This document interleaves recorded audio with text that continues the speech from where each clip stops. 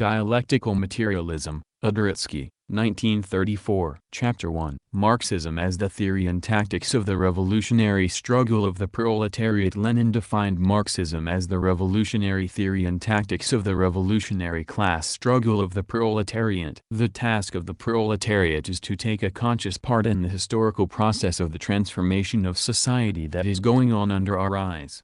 Because of the position it occupies in production and society, the proletariat must act as the leader and organizer of all of the oppressed and exploited in the struggle for communism. In 1846 Marx wrote, "We do not regard communism as a state of affairs that has to be brought about, nor as an ideal to which reality must conform. By communism we mean an actual movement that will sweep away the present state of affairs. The conditions for that movement arise out of already existing premises." By these postulates Marx meant the growth of the working class, both in numbers and in class consciousness, large-scale industry and socialized production developed by capitalism. The development of the productive forces of social labor is the historical task and privilege of capital. It is precisely in this way that it unconsciously creates the material requirements of a higher mode of production. But private property and the means of production, which is the very foundation of capitalism, hampers and fetters the further development of the productive forces. The proletariat alone can break those fetters.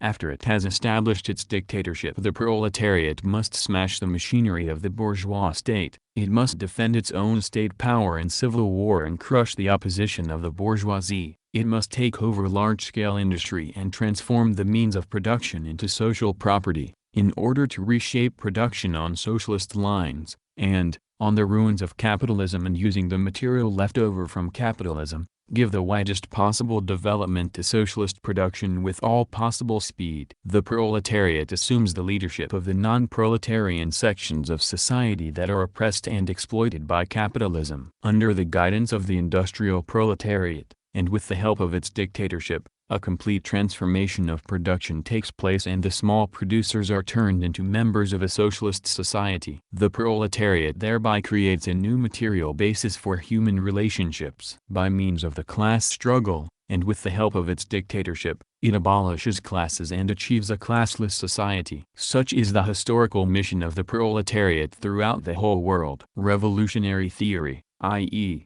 scientific deductions and generalizations based on the experience of revolution and of the working class movement in all countries, is of vital importance to the revolutionary struggle of the working class at the present time. Without a revolutionary theory there can be no revolutionary movement, Lenin said. The foundations of this theory were laid down by Marx and Engels and further developed by Lenin. During the course of several decades the proletariat has had the opportunity to test this theory by their own experience in the class struggle. This theory has played, and continues to play, a tremendous part in the struggle of the working class. For instance, in Russia, we could neither have seized, nor retained power, nor could we have correctly tackled the problems of building up socialism, were it not for the firm hand and consistent leadership of the Communist Party, based on the revolutionary theory of Marxism, and were it not for the fact that the working class realized that this leadership was the right one. If the working class is guided in its struggles by the theory of Marxism and Leninism,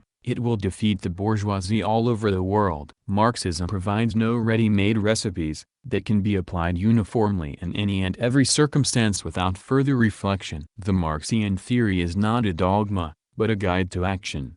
It gives the general line as to how the fight of the working class should be conducted. Having studied all the social phenomena of the time, having himself led the working class movement, Marx made certain deductions, indicated the general trend of development and pointed out what must be the inevitable course of future events. He showed that the revolutionary transformation of capitalist society into a communist society was inevitable, that the proletariat would take the leading part in this transformation, that a transition period from capitalism to communism was unavoidable and that the form of state during that transition period would be the dictatorship of the proletariat. But Marx, of course, could not forecast, and never attempted to forecast, the detailed events of the progress of the world revolution. Marx thought that in order to decide what should be done at a given historical moment, in a given country and under given conditions, one must carefully study, with the help of the method of scientific communism,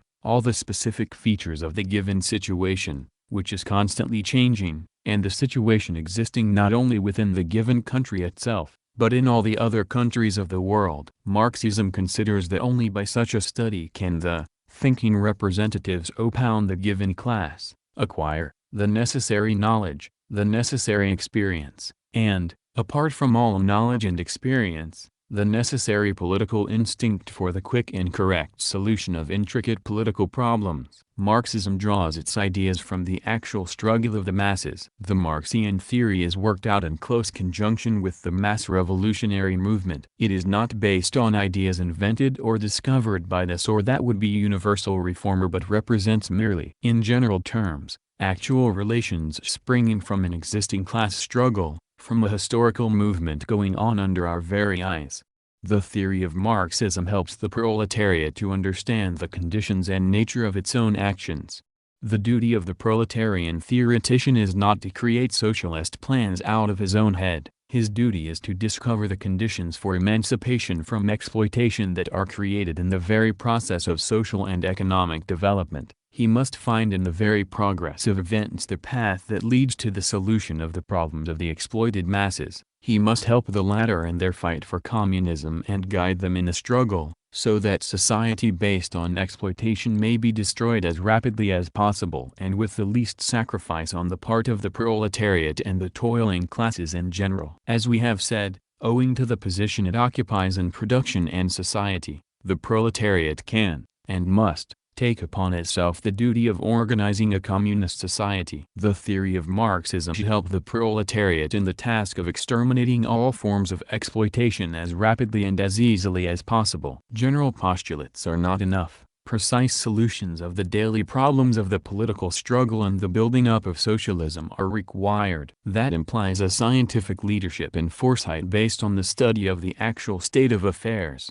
using for this purpose the Marxist-Leninist theory. As Comrade Stalin said, theory alone can give to the movement confidence, guidance, strength and understanding of the inner relations between events. It alone can help practice to clarify the process and direction of class movements in the present and near future. In the article Our Immediate Task, written in 1899, Lenin pointed out that the duty of a revolutionary party does not consist merely in serving the working class movement. Its duty is to link up socialism with the working class movement, to introduce definite socialist ideals into the spontaneous movement, to link it up with socialist convictions consistent with the level of modern science, and connect it with the systematic political struggle for democracy. This was written 6 years before the Revolution of 1905, VA, as a means for the realization of socialism, in a word, to fuse this spontaneous movement with the activities of the Revolutionary Party, into a single and divisible whole. The history of socialism and democracy in Western Europe, the history of the revolutionary movement in Russia, and the experience of our working class movement, such is the material that must be studied and mastered in order to work out the correct forms of organization and the correct tactics of our party. In the same article Lenin says that ready-made formulas must not be automatically applied to new and specific conditions. The material must be analyzed independently, for we shall not find ready-made samples. Lenin points out that the conditions of the Russian working class movement are entirely different from those of the Western European movement. Nor could the earlier revolutionary parties in Russia be taken as examples in every respect. While recognizing the necessity of learning revolutionary and conspirative technique from the old Russian leaders, Lenin pointed out that by no means relieves us of the duty of examining them critically and of working out our own form of organization. That is how Lenin, scrupulously observing the Marxian method, defines the scope of theory, and indicates the necessity of independently studying every fresh experience and of making use of all that was valuable in past development. We have already stated that, according to Marx, the proletarian theoretician must give expression to the revolutionary aims of the mass movement. He must guide that movement, yet at the same time learn from it and avail himself of the experience of the whole international revolution. This was the spirit in which Lenin wrote and acted. He valued very highly theoreticians who kept in close touch with the masses. In 1918 he wrote, A revolutionary Marxist is distinguished from the ordinary Philistine by his ability and willingness to preach to the still ignorant masses the necessity of the approaching revolution, to prove that it is inevitable, to explain its advantage to the people, and to prepare the proletariat and all the toiling and exploited masses for it. In this passage Lenin emphasized the importance of the ability to maintain contact with the unenlightened masses, the ability to draw them into the movement and to lead them into revolutionary positions, so that the masses by their own experience may convince themselves of the correctness of the party line. That is 1. The fundamental principles of Leninism. It is embodied in the program of the Communist International and is one of the characteristic and distinguishing features of the activities of both Marx and Engels. For the whole task of the Communists, said Lenin, is to be able to convince the backward, to work among them, and not to fence themselves off from them by means of fantastic, childishly left slogans. In 1914 the liberal newspaper Rek, discussing the fight the Bolsheviks were waging against the liquidators, bewailed the carrying of the dissension into the ranks of the workers.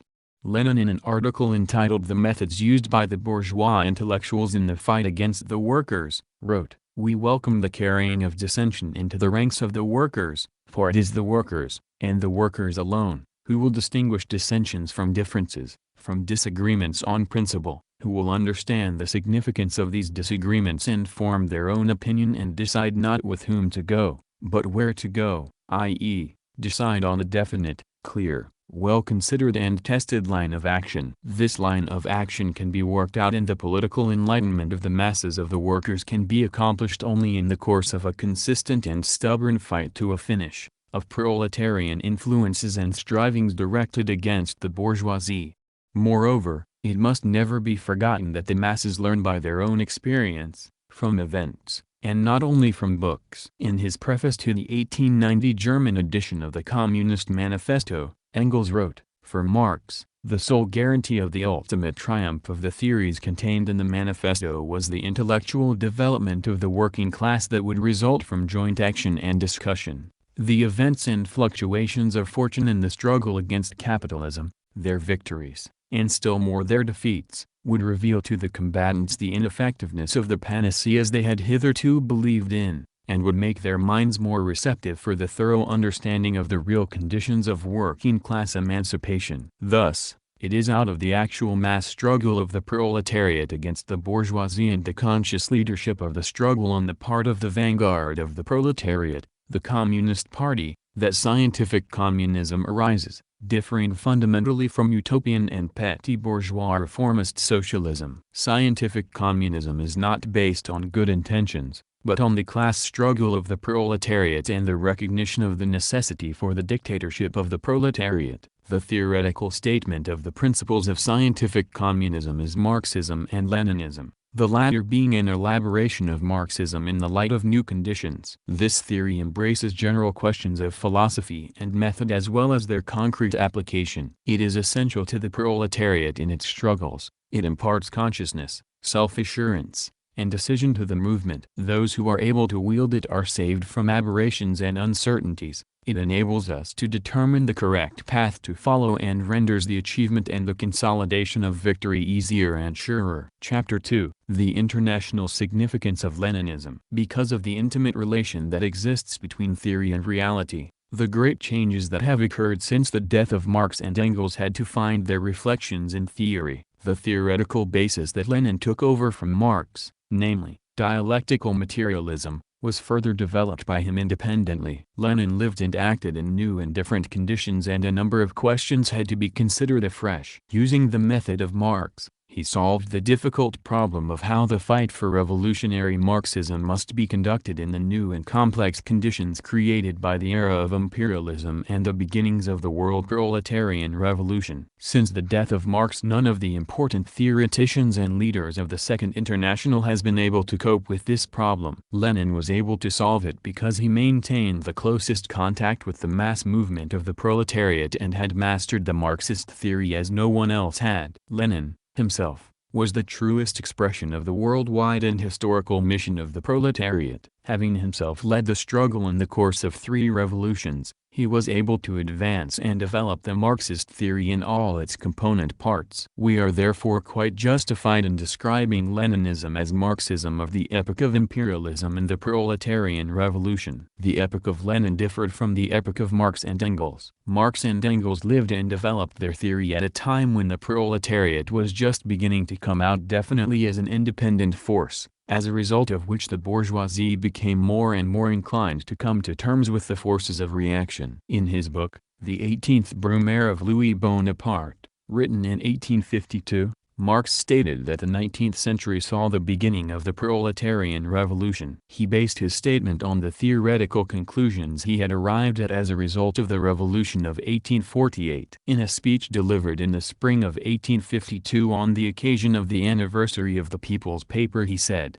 "The so-called revolutions of 1848 were but poor incidents, small fractures and fissures in the dry crust of European society. But they revealed an abyss. Beneath the apparently solid surface they betrayed oceans of liquid matter only needing expansion to rend into fragments continents of hard rock." Noisily and confusedly they proclaimed the emancipation of the proletariat, i.e., the secret of the 19th century and of the revolution of that century. And in concluding his speech he said, "The English working men are the firstborn sons of modern industry." Certainly, then, they will not be the last to aid the social revolution produced by that industry, a revolution which means the emancipation of their class all over the world, which is as universal as capital, rule and wage slavery. Marx proclaimed the inevitability of the proletarian revolution, but it had not yet fully begun during the lifetime of Marx and Engels. Marx foresaw that the course of events was bound to lead to the monopoly of big capital. But it was only after the death of Marx and Engels that the extension of the rule of monopoly capitalism throughout the whole world really took place, leading in its turn to the rule of finance capital and to imperialism. In the 60s England was the center of the development and rule of big capital,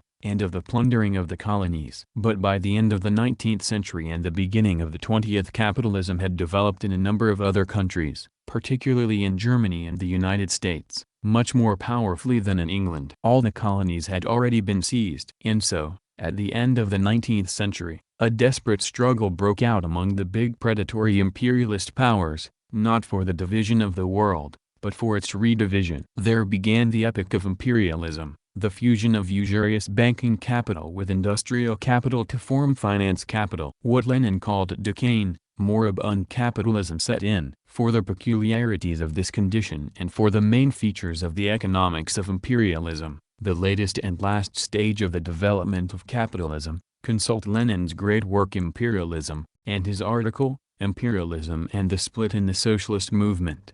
Prior even to the imperialist war, but particularly on its outbreak, a revolutionary situation was created in the countries where capitalism was most highly developed as a result of the extreme aggravation of the contradictions of capitalism, the high cost of living, increased oppression and general deterioration of the condition of the working class. The revolution began to spread even before the war. In the East, the revolution followed on the heels of the 1905 revolution in Russia. In 1906 it broke out in Persia, in 1908 in Turkey and in 1911 in China. In the European countries the approach of revolution was heralded by big strikes in England, the general strike on the railways in 1911, the miners' strike in 1912, the struggles of the workers in Germany, the demonstrations in favor of universal suffrage in Prussia in 1910, and working-class demonstrations in Russia. The protest strikes against the Lena shootings in 1912, the strikes in Baku and other cities in the summer of 1914,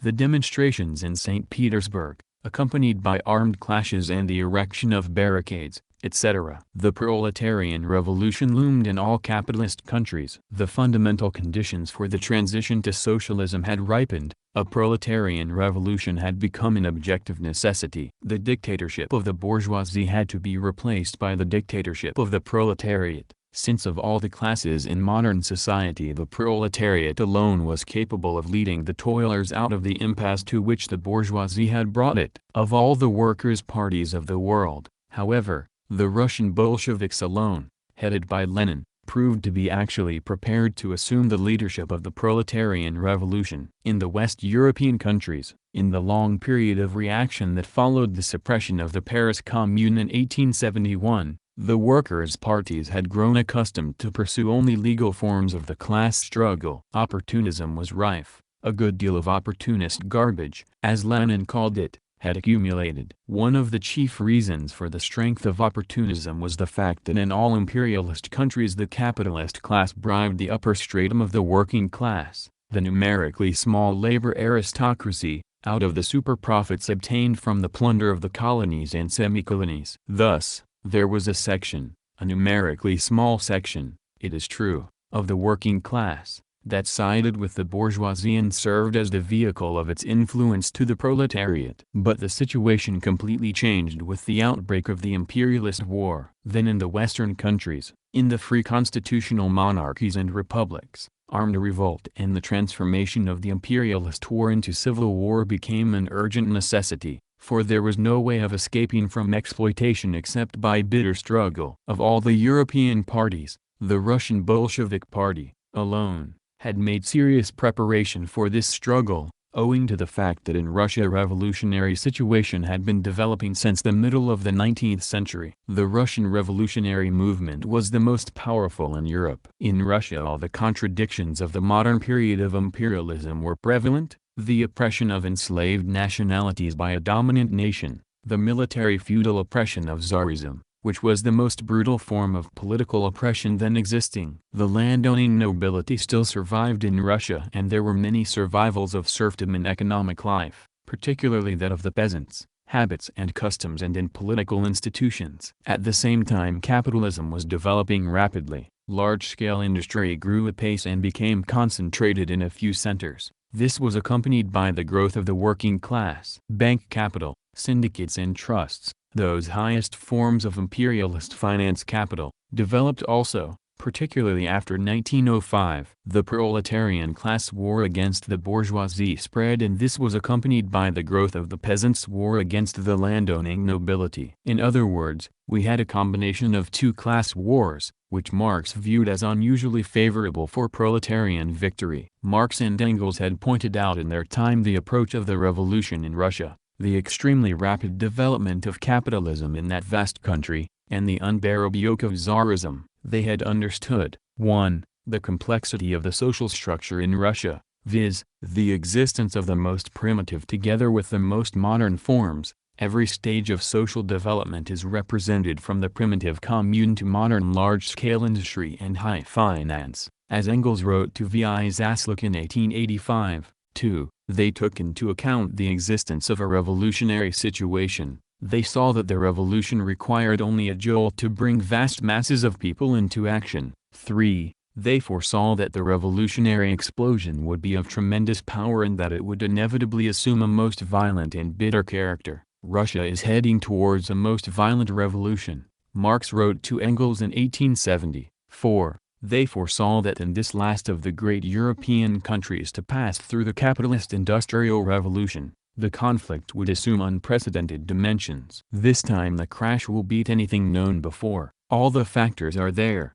intensity, universal extension, entanglement of all possessing and ruling social elements. So Engels wrote to Marx on April 14, 1856. 5. They realized the tremendous significance of the Russian Revolution for the world revolution. That the latter would be a socialist revolution Marx and Engels never doubted. Of enormous importance for the Russian Revolution and for the development of the Leninist theory was the fact that quite an extensive experience in revolution and working class organization had already been accumulated, and that the theory of Marx and Engels had been worked out in detail and adopted and tested by the revolutionary proletarian party and by the masses. The Bolshevik party grew and gained strength in the course of a long struggle and the experience of a number of revolutions. It accumulated the experience of the international working class movement and of West European revolutions and conveyed this experience to the masses. In his left-wing Communism, Lenin wrote, "Russia achieved Marxism as the only correct revolutionary theory,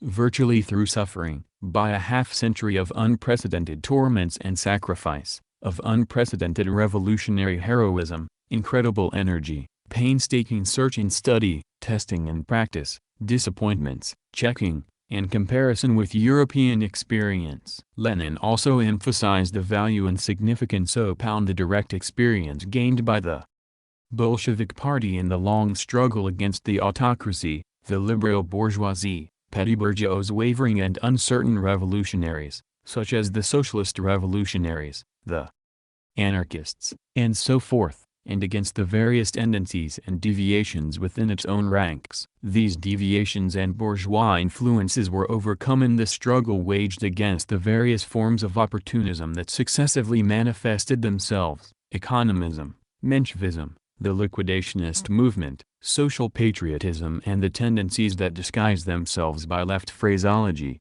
such as itsovism, periodism, left communism, etc., as well as against conciliationism, a disguised and therefore particularly dangerous form of opportunism. Lenin subjected the Russian Revolution and the development of Bolshevism to a detailed analysis in a number of his writings. For example, The Tasks of the Russian Social Democrats, Speech on the Revolution of 1905, The Stages, The Trend and Prospects of the Revolution, Farewell Letter to the Swiss Workers, Fourth Anniversary of the October Revolution, Our Revolution, especially left-wing communism. We have dealt particularly with the Russian Revolution, because it was in Russia that the Bolshevik Party developed. But it would be a mistake to assume that Bolshevism, in other words, Leninism, is based only on the experiences of Russia and that it is a purely Russian phenomenon. Leninism was drawn from international experience and its significance is international. Only by a proletarian revolution can the revolutionary proletariat and the oppressed masses who are struggling against imperialism throughout the world achieve their emancipation. Leninism is the theory of the proletariat. It sums up and explains this experience. It teaches the working class how to conduct its fight and how to secure victory, seize power, consolidate its gains and lead the toilers in their struggle against exploitation. It also teaches us how socialism is to be built. In his pamphlet The Proletarian Revolution and the Renegade Kautsky, Lenin says that the popularity of Bolshevism throughout the world is due to the profound sympathy the masses have for genuinely revolutionary tactics, because the revolution has begun to mature all over the world. He enumerates the achievements of Bolshevism and declares that Bolshevik tactics were based on a correct appreciation of the revolutionary situation that had arisen all over Europe. Bolshevism exposed and routed the old, putrid international of social traitors. It laid down the ideological and tactical foundations of the Third International, which took into account the gains achieved in the epoch of peace as well as the experience of the epoch of revolution which had commenced. The example of the Soviet state showed that the workers and poor peasants are capable of taking political power, of defending it against attacks of the world bourgeoisie,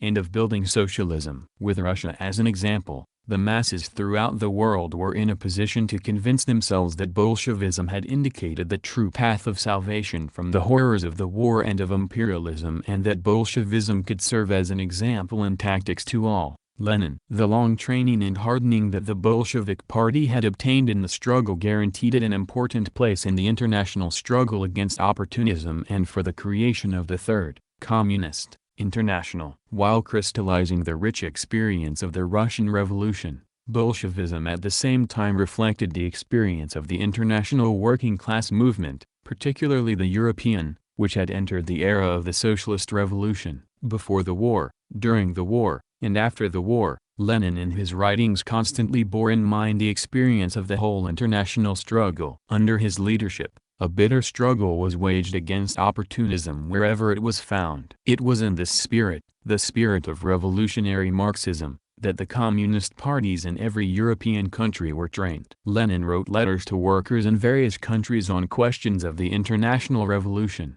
pointing out that the urgent and essential task in the present period of history was to fight for the establishment of the dictatorship of the proletariat all over the world. It was under Lenin's leadership that the Communist International was created and the fundamental principles of its program, organization and tactics laid down. Leninism, therefore, is Marxism in the epoch of imperialism and of the proletarian revolution. In this epoch, the proletarian movement reaches new, higher, levels. The proletariat has grown numerically, it has become better organized and more class-conscious, Its historical activity has increased. It has learned to employ new methods in the struggle, for it has now conquered power and established its dictatorship in a vast country. In his activities and in his writings, Lenin expressed and analyzed the new phenomena of the new epoch. Leading the struggle of the proletariat in these new conditions, Lenin advanced and developed Marxist theory and introduced fresh elements into all its phases. Hence Leninism is a new stage in the development of Marxism. Chapter 3. Materialist Dialectics as the theoretical foundation of Marxism-Leninism. The essence of Marxism is materialist dialectics. Lenin called materialist dialectics the living soul of Marxism, its fundamental theoretical root.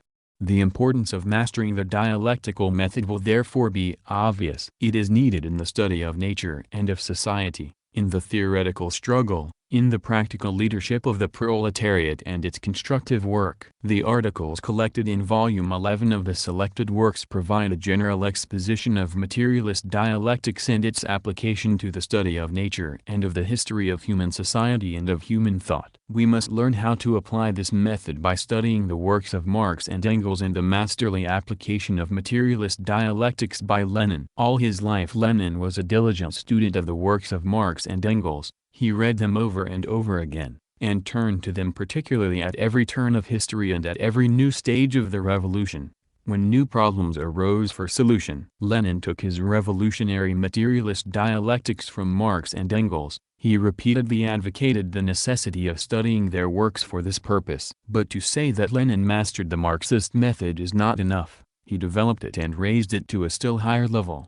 What do we mean by dialectics? By dialectics Hegel meant the progress of ideas, thought, by means of contradiction, the process of its development toward a supreme and absolute spirit. Hegel emphasized that such progress, such development is self-motion. He considered that every phenomenon had its own motion, its own process of development, and that this self-motion is the result of an inherent impulse to development. In ancient Greece, dialectics was the name given to the art of disputation. It was considered that in the course of an argument, rich in fertile ideas, the opinions of the disputing parties underwent a change and that something new and of a higher nature resulted. By analogy, all motion by means of contradiction came to be called dialectics. This was the sense in which Hegel used the term. He believed that motion was universally produced in this way, i.e., by a conflict of contradictions, the negation of the old and the creation of the new. That is how development takes place. But the dialectics of Hegel are idealistic. It is the movement of thought that lies at the root of his whole philosophy. Marx, on the contrary,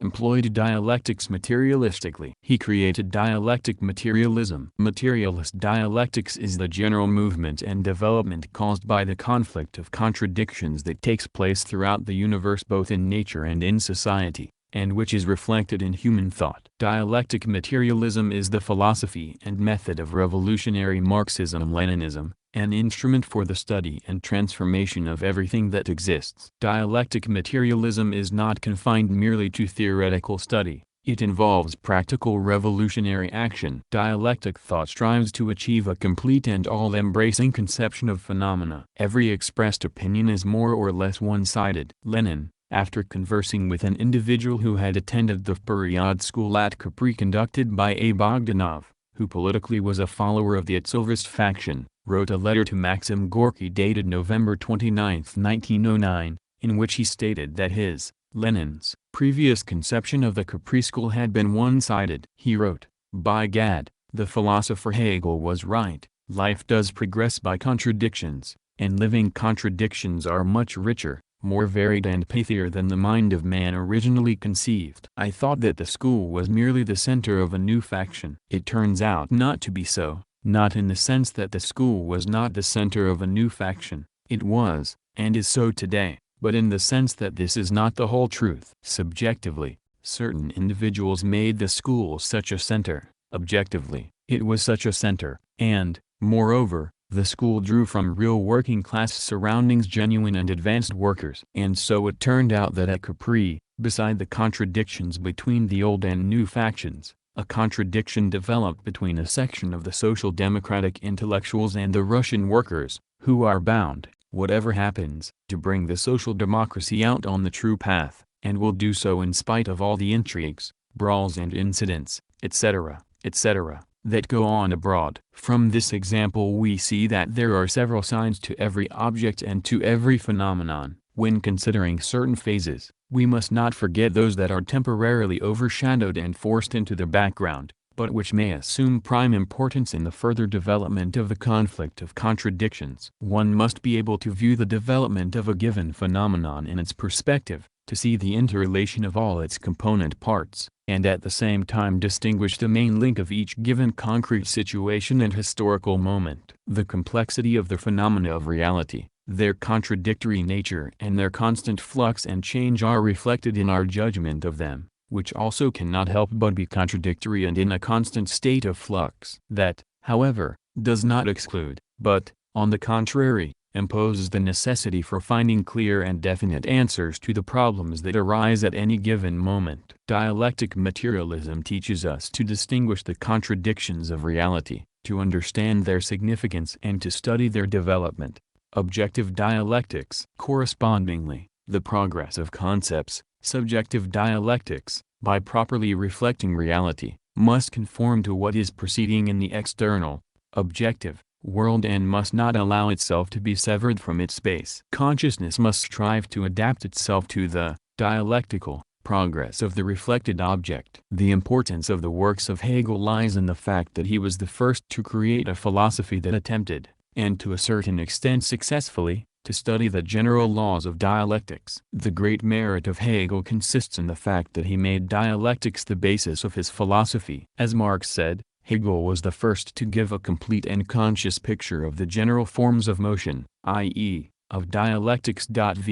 It would, however, be a mistake to believe that one can simply take and use the Hegelian dialectics without first radically reshaping it. Marx himself declared that his method not only differed fundamentally from that of Hegel but is its direct opposite.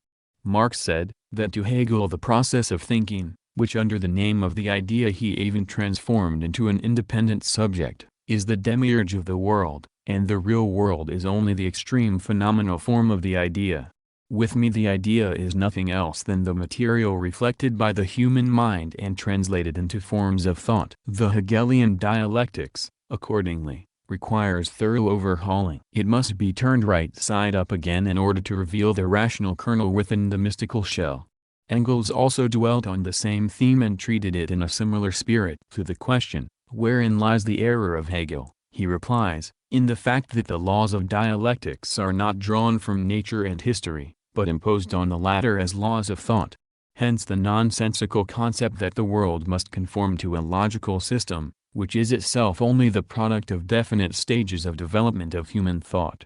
Engels declares that this relationship must be reversed, whereupon everything will appear normal and plain. The dialectical laws, which in the idealistic philosophy are extremely mysterious, will then immediately become simple and clear. On another occasion Engels stated that the mysticism of Hegel consisted in the fact that the category, i.e., concept, was to him something antecedent, while the dialectics of the real universe was its mere reflection. Actually the opposite is true. The dialectics of the mind is only the reflection of the real world both of nature and of history. The dialectics of nature, Lenin, like Marx, completely remolded Hegel, reversed his theses, put them right side up and interpreted them materialistically. Hegel's logic, he wrote, cannot be applied in its present form, it cannot be taken for granted. We must select from it its logical, nosological, shades and purge it of mystical ideas. That is still a big task. A valuable guide to the study of Hegel are his synopses, The Science of Logic and The History of Philosophy. Throughout the universe, development proceeds not as the result of any external cause, God, not because of any purpose inherent in events, but because of the inherent contradictions that are contained in all things and in all phenomena. Contradiction is the root upon all motion and of all life. Hegel wrote, it is only because a thing contains a contradiction within itself, that it moves and acquires impulse and activity. That is the process of all motion and all development. Lenin in his article on dialectics points out that contradictions exist universally, repulsion and attraction, positive and negative electricity, the division into parts, and the union of the parts to form a whole, etc. In all the phenomena and processes of nature and society there are contradictory, opposite, mutually exclusive, and at the same time associated, tendencies. Dialectics, i.e., the contradictions, union and conflict of opposites, prevails in the material world and is reflected in consciousness. The general laws of dialectics are universal.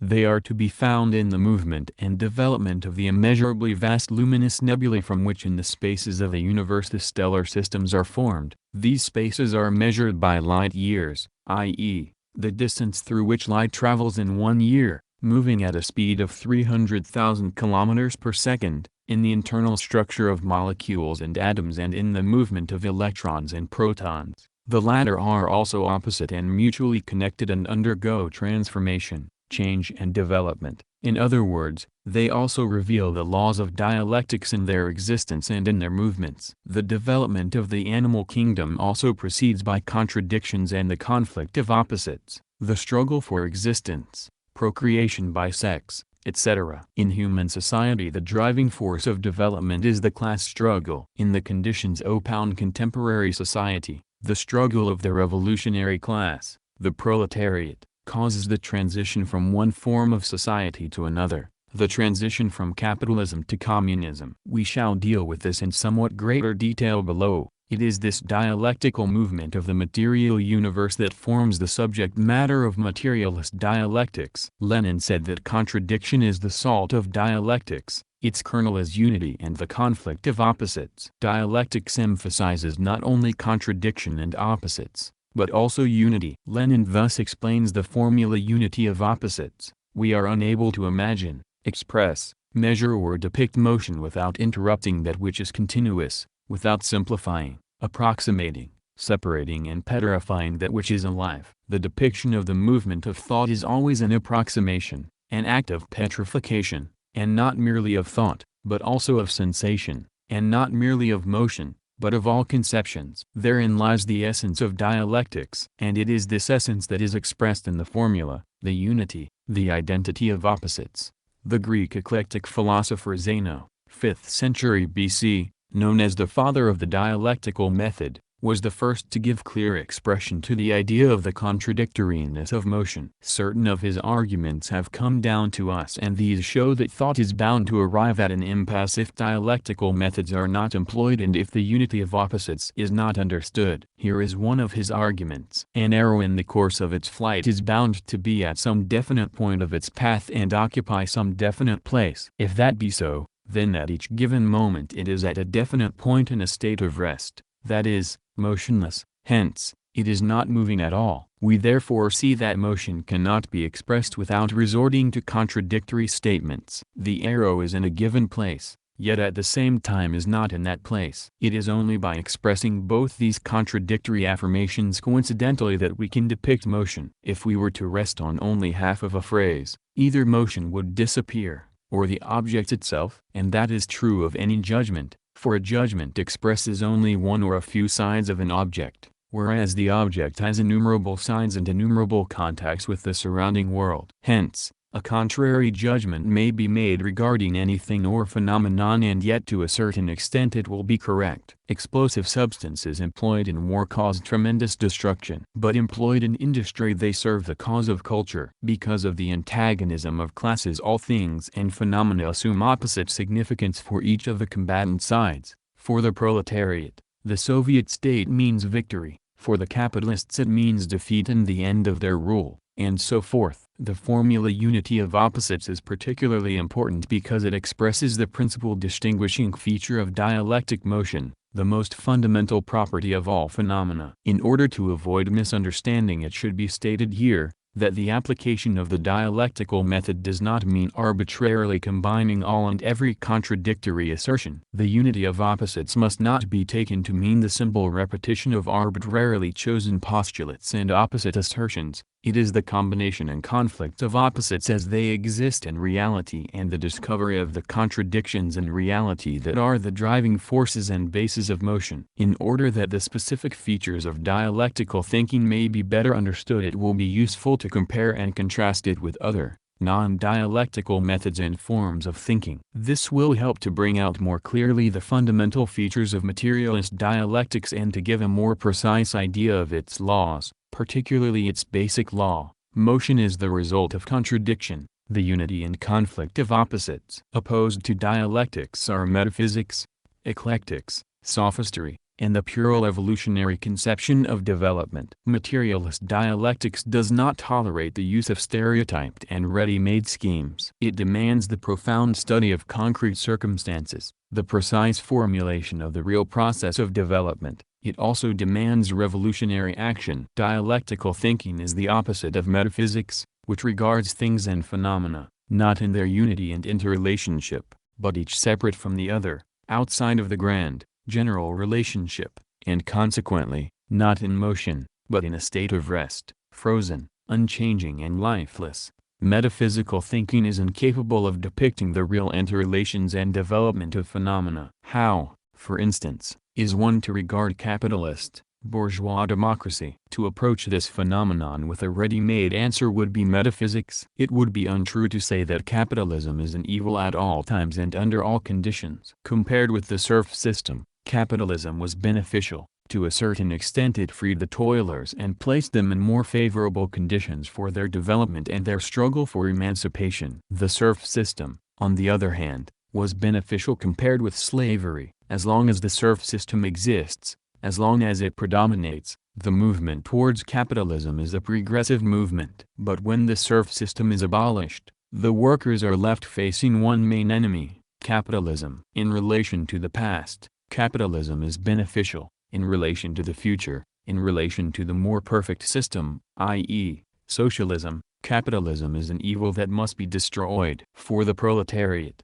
bourgeois democracy is, of course, preferable to a czarist autocracy. The proletariat cannot but strive to overthrow autocracy. But even a democratic republic is one of the forms of the class rule of the exploiters, viz., the bourgeois dictatorship, which must be replaced by a Soviet state, by proletarian democracy. Slavery is abominable, but slavery was necessary at a given phase of the historical development of humanity, in the remote past, at a given level of development of productive forces. At that time it represented a necessary stage of development, a definite advance. At a particular stage of development of productive forces, enemies, instead of being killed, were turned into slaves and their labor power was thus preserved and put to use. If we are asked, what interest has the past to us, we reply that development throughout the world takes place unevenly. In one place, the USSR, bourgeois democracy is a thing of the past. In other places, outside the USSR, it is a thing of the present. Moreover, feudal relations, and even slave relations, at least survivals of them, continue to exist in Asia and Africa and even in Europe and America. At the present time all these are dominated by the fundamental contradiction between the bourgeoisie and the proletariat, between wage slavery and the struggle against wage slavery, between the system of capitalist states and the USSR. Yet at the same time, old forms of oppression continue to exist. Only by its own efforts, without the aid of God, who we do know does not exist, can mankind escape from its bestial existence, its semi-barbaric conditions of life, and from the grip of poverty, oppression and ignorance. In this struggle for emancipation the proletariat takes the lead. Its fight is against the fundamental and dominating relations of wage slavery, but parallel with this form of exploitation there remain the survivals of preceding forms of oppression, against which the proletariat must also wage a bitter war. Dialectic materialism is the theory that guides the proletariat in its struggles. The proletariat wages war on the bourgeoisie and in time will overthrow it. It will abolish the rule of the bourgeoisie and destroy the relations of exploitation, but at the same time it must take over and still further develop the cultural achievements that were amassed under the rule of the bourgeoisie. The bourgeois, the capitalist, is our enemy. But having defeated the enemy and broken his resistance, we must take advantage of his knowledge and experience. We must make use of the cultural and scientific developments achieved under the bourgeoisie and compel the bourgeois specialists to work for the cause of communism. In the process of development all things give way to others, all things are negated. But the characteristic feature of dialectical negation is that it does not merely throw to one side, It abolishes by first overcoming. Socialism cannot be brought about without mastering and remolding all that which was accumulated in the preceding stage of historical development and all that which was taken over from the past and developed by the bourgeoisie. Such a dialectic negation of the bourgeoisie can be accomplished only by the proletariat, the class most closely associated with modern large-scale industry, which is the most valuable product of bourgeois development. We thus see that nothing is immutable.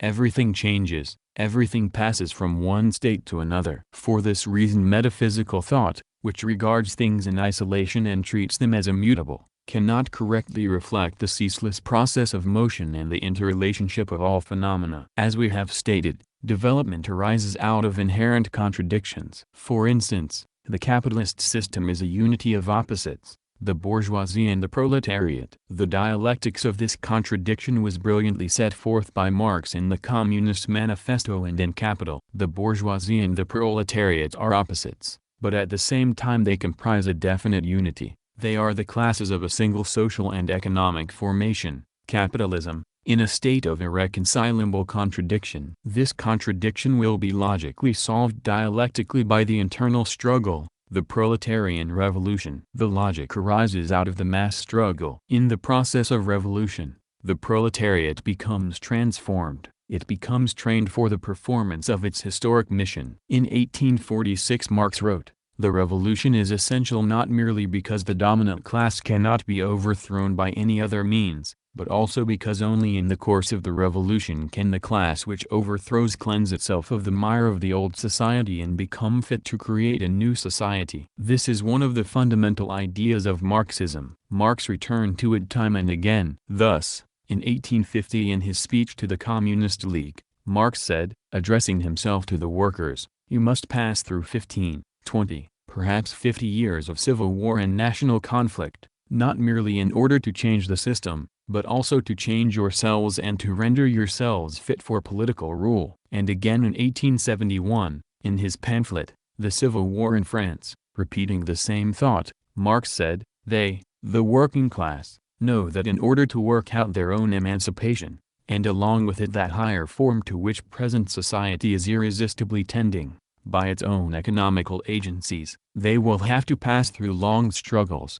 through a series of historic processes, transforming circumstances and men." Here we discern the same unity of opposites, the mutual conflicts of these opposites and the inevitable solution of the conflicts by a transition to a new form of society. Without the long and severe training obtained in its struggles the proletariat cannot fit itself to perform its historical mission. It is the task of materialist dialectics to study the conflicts of opposites proceeding in the world around us and to reveal it in its true form. It must seek the dialectic foundations of the contradictions and not select symptoms and phases of phenomena casually and eclectically, that is, arbitrarily and independently of their essential interrelationship. It must seek to discover the driving forces of development. At the same time it must actively participate in the struggle on the side of the revolutionary class and lead the mass struggle of the proletariat. My ideals for the upbuilding of New Russia will not be chimerical only if they express the interests of an actually existing class that is compelled by conditions to act in a definite direction. In adopting the viewpoint of the objectivity of the class struggle, I do not thereby justify reality. On the contrary,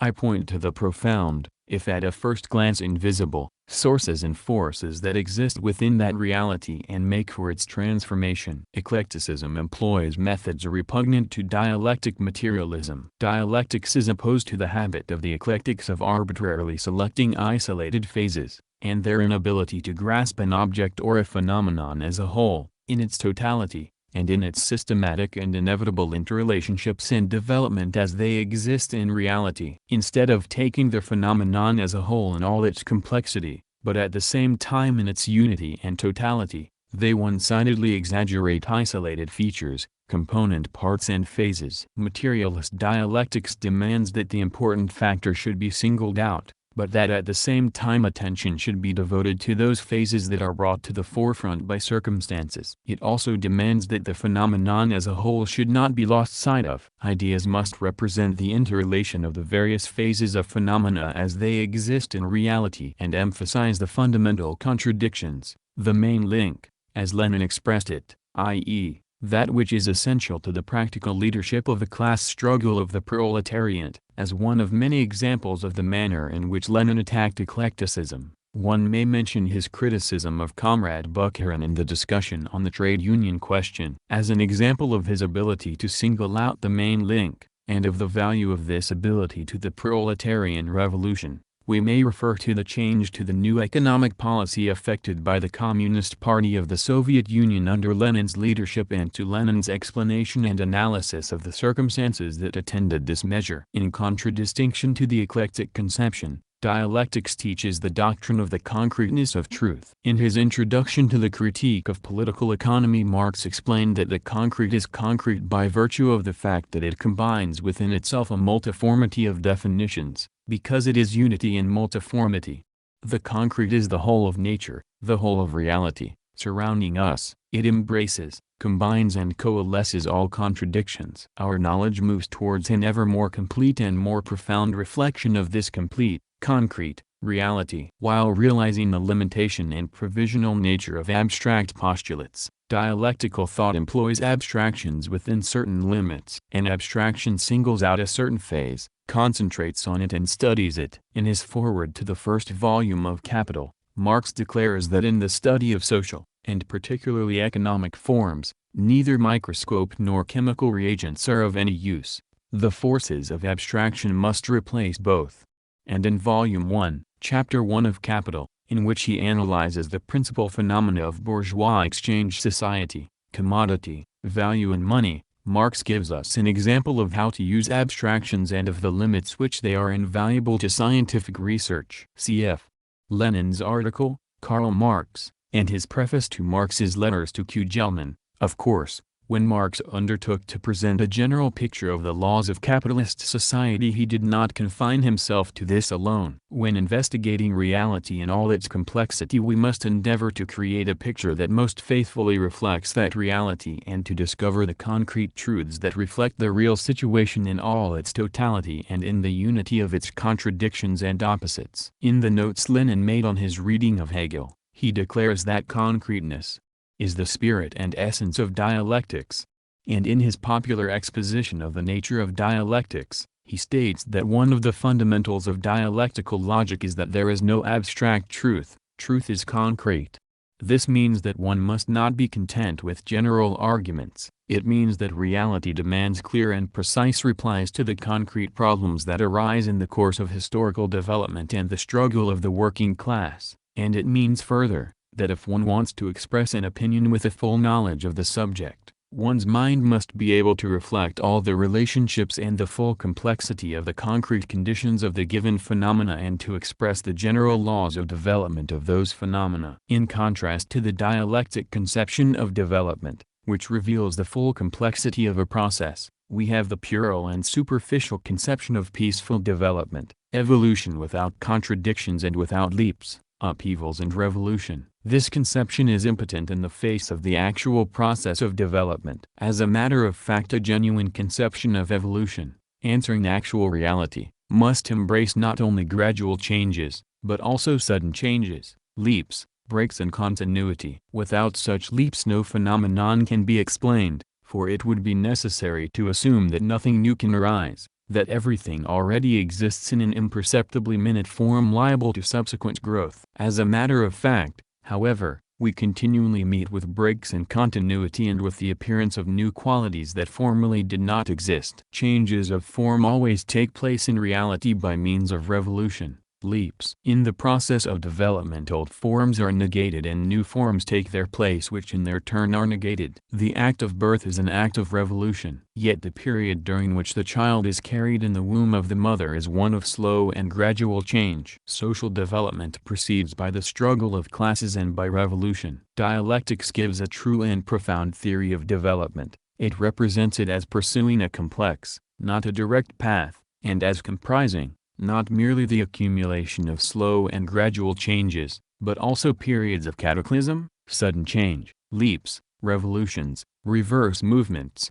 as though taking a run for a sudden leap forward, ebb and flow, and so forth. Evolution as represented by the bourgeois ideologists is a simple, smooth and tranquil process. The dialectic is difficult and complex, Cunning as Hegel expressed it, it is very hard to understand and master. But what would you have, when the world of reality and the process of its development are themselves complex, and not the simple processes the good, respectable citizen would have them be? The dying of the old and the birth of the new is a complicated and difficult process. In all development it is the process as a whole that is important, and not merely the result. It is sheer self-deception to believe that fruits may be gathered without long and arduous labor. Those who fear revolution, who shrink from the methods of struggle that reality imposes, are, in practice, supporters of the exploiters and traitors to the cause of emancipating the working class from wage slavery. In 1918 Lenin explained the meaning and importance of the class struggle that was taking place at that time as follows: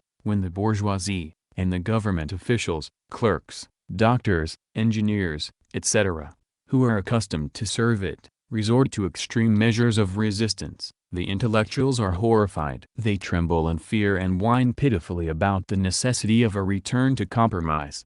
We, on the contrary, like all true friends of the oppressed classes, only rejoice at the extreme resistance offered by the exploiters, for we expect the proletariat to grow to manhood and to mature for power not by persuasion and pleading, not in the school of dulcet preaching and edifying declamations, but in the school of life, the school of struggle. The proletariat must learn how to become the ruling class and how to gain complete victory over the bourgeoisie, for it cannot obtain this knowledge ready-made. It must learn by struggle, and it is only serious, bitter and desperate struggle that teaches anything. The more extreme the resistance of the exploiters is, the more energetically, firmly, mercilessly and successfully will they be suppressed by the exploited. The more varied the efforts and pains the exploiters take to defend the old, the sooner will the proletariat learn to drive its class enemies out of their last hiding places, tear out the roots of their domination and remove the very soil on which wage slavery,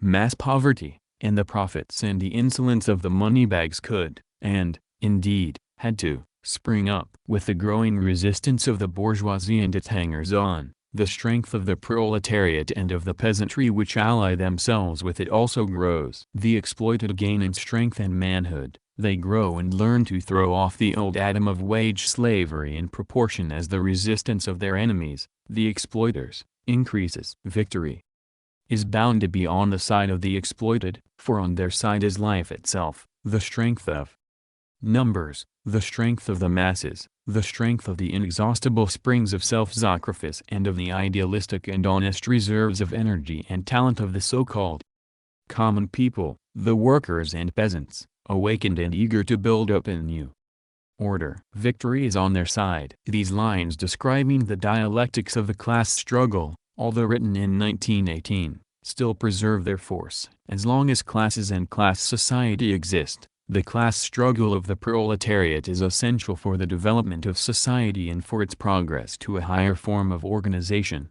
viz., communism. Those who fail to understand this, who refuse to understand the necessity for treading the difficult path to communism, who are terrified at the difficulties and anxious to escape them by endeavoring to create peace between the exploited and the exploiters, in practice are enemies of communism, for they are hindering the cause of the exploited masses and diverting them from the only path of escape from an exploiting, slave society. Another serious violation of dialectics is the refusal to reckon with actual and inevitable causes, and the intellectual evasion of stages that must be passed through in reality. Those who thus evade and anticipate tend to become isolated from the masses in practical politics and cease to lead the revolutionary struggle of the masses, thereby playing into the hands of the bourgeoisie. Dialectics demands that the successive stages of transition should be clearly defined. Innumerable instances may be cited of Lenin's ability to define transitions. Here we will only mention the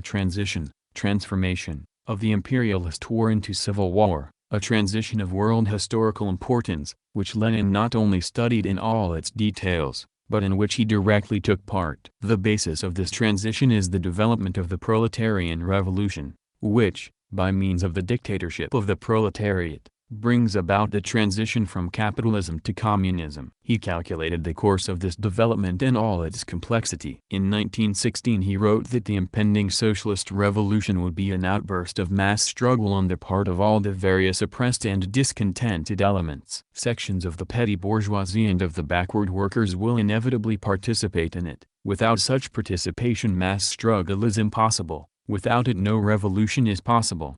And just as inevitably will they bring into the movement their prejudices, their reactionary fantasies, their weaknesses and errors. But objectively they will attack capitalism, and the class-conscious vanguard of the revolution, the advanced proletariat expressing this objective truth for a heterogeneous and discordant, motley and outwardly uncohesive mass struggle, will be able to unify and direct it, to gain power, to seize the banks, to expropriate the trusts, which are hated by all, though for different reasons, and introduce other dictatorial measures which will amount to the overthrow of the bourgeoisie and the victory of socialism, but which will by no means immediately be purged of petty bourgeois slag. The scientific forecast contained in this passage was subsequently fully corroborated. Lenin's works written in the period 1917-23 deal with a number of questions connected with the leadership of the class struggle of the proletariat in the transition period from the capitalist exploiting system to a classless, communist society. In a series of articles he analyzed the various stages of the revolution, and the various phases of the transition period itself. He picks out the fundamental features of current phenomena and shows whence and whither the transition is proceeding. This is necessary in order that every effort be made to extend and deepen the proletarian revolution and to secure the triumph of its cause. Only thanks to its theoretical grasp of the meaning of revolutionary struggle was the leadership of the party of Lenin able to secure the victory of the proletariat, the dictatorship of the proletariat and the subsequent development of socialist construction. As has been stated, the ability to distinguish the logical sequence of the stages of transition is not only of theoretical importance, it is also of great practical importance in the leadership of the struggle of the proletariat and in determining its strategy and tactics. Lenin possessed the faculty of discerning the conflict of contradictions and of opposites as they took place in actual reality. We have already said that dialectic materialism demands the expression and formulation of the actual process of development. Genuine, objective dialectics is distinguished from sophistry, which does not study the actual process of development in its totality, but indulges in an arbitrary play of ideas, i.e., subjective dialectics, applied arbitrarily and severed from the dialectic movement of the external world. Many examples of sophistry can be found in the war waged by the opportunists against revolutionary Marxism and particularly in the utterances of Kautsky and Plekhanov after they had become traitors to revolutionary Marxism. An examination of the sophisms of the opportunists is given by Lenin in his Collapse of the Second International, where he states that the dialectic method demands a many-sided investigation of a given social phenomenon in its development. It demands that we proceed from the exterior, from the apparent, to the fundamental moving forces, to the development of productive forces and to the class struggle. The sophist, however, picks out a postulate which is only correct under certain conditions, instead of undertaking an all-sided investigation, and ignores the most important point, viz., that the conditions under which the given postulate is correct soon cease to exist, that the whole environment changes and that, as a result, everything else radically changes. For instance, Marx and Engels spoke of the legitimacy of the wars for national emancipation that took place in Europe in the first half of the 19th century, for example, in Prussia in 1813. Kautsky takes these words of Marx and Engels and applies them in a different epoch, namely, to the wars of the 20th century, which are essentially imperialistic and predatory. It is the method of all the sophists of all times to quote examples obviously relating to basically dissimilar cases. The whole article, Collapse of the Second International, is a brilliant example of materialist dialectics. The article gives a detailed and precise explanation of the nature of the sophistry of the opportunists. In Lenin's works we find innumerable examples of how to apply materialist dialectics and how to combat the false, truth-distorting views of the opportunists. We find it in his polemical writings against the populists, who are the friends of the people, and how they fight against social democracy, against Struve, the economic content of populism and the criticism of it in Mr. Struve's book, Against the economists, what is to be done? Against the Mensheviks, the liquidationists, the Atsovists, and against Trotsky, two tactics, notes of a publicist, debatable questions, violation of unity under pretense of unity. We also find it in his philosophical polemic against the Machists, materialism and empirio-criticism. The true dialectical method of overcoming the opposition argument is the only correct method, namely, not to brush it aside, that is not difficult, but to make a detailed analysis, a conscientious investigation of the question in all its detail, based on a profound study of the object of dispute as a whole, at the same time not sacrificing the general grasp of the whole subject to details. The result is a profound and all-round conception. Things become revealed in the relationships in which they stand to each other in reality. We thus arrive at a concrete truth approximating to a complete and exhaustive comprehension of the subject as a unity of opposites. We cannot understand capitalism unless we grasp the unity of opposites made up of the bourgeoisie and the proletariat, and unless we realize the inevitability of the transition from capitalism to communism by means of the class struggle of the proletariat. We cannot understand the unity of the opposites, ether and matter, negative and positive electricity, attraction and repulsion. A struggle of opposites, a perpetual succession of forms, transitions from state to state, from form to form, such is the dialectics of the world that surrounds us. In our description of dialectics so far we have dwelt only on its basic law, viz., on the unity of opposites. We did this because this law is the most important of all and the one that has been least dealt with in popular literature. This law, as well as the other laws, the transformation of quantity into quality and the negation of negations, is brilliantly explained in Engels' Anti-Proletarian. In the next chapter we shall have to deal with the dialectical law of the transformation of quantity into quality. Chapter 4. The Fight for Dialectical Materialism. We have seen that dialectic materialism demands the study of phenomena in their totality, concretely, just as they occur in reality. It also demands of those who desire to be guided by the Marxist theory in the study of the driving forces of development that they take a conscious part in the process of development on the side of the revolutionary class, organizing it and directing its forces. Such a philosophy is acceptable only to a revolutionary class. The only real revolutionary class in present-day society is the proletariat, the class that has nothing to lose but its chains. Contemporary dialectic materialism is the theoretical reflection of the proletarian revolution of the present day. Only by organization and struggle can the proletariat defend its interests, achieve its aims, and throw off the yoke of exploitation, and it must conduct an organized and irreconcilable struggle for its revolutionary philosophy also. The theoretical struggle is an important and inseparable part of the class struggle of the proletariat. We have referred above to the tremendous importance of revolutionary theory. The importance of the fight for dialectic materialism must be particularly emphasized. Two main forces are in constantly increasing conflict in the class struggle of the present day, viz., the bourgeoisie and the proletariat. Correspondingly, we have the conflict of two systems of state organization, viz., the dictatorship of the bourgeoisie, on the one hand, which protects the system of wage slavery and is based on the brutal suppression of the proletarian revolution, at the present time, chiefly by fascist methods, and on the other hand, the dictatorship of the proletariat, which overthrows the bourgeoisie and suppresses the exploiters, and the task of which is to raise the level of the toiling masses, to develop socialist production and create a classless society. In modern philosophy we correspondingly find two main tendencies, viz., dialectic materialism, the philosophy of the revolutionary proletariat, and philosophical tendencies hostile to revolutionary Marxism, which are anti-materialist and anti-dialectical and which in various forms defend reactionary views, clericalism and so forth, their ultimate aim being to keep the proletariat under the ideological influence of the bourgeoisie. Philosophy in general is closely connected with politics. In one of his letters to C. Schmidt, October 27, 1890, Engels wrote that political, legal and moral reflexes exercise the greatest direct influence upon philosophy, i.e., philosophy is inseparably bound up with politics. The predominance of any particular line in a philosophy has an overwhelming effect on the conduct of those who have come under the influence of that philosophy. That, for instance,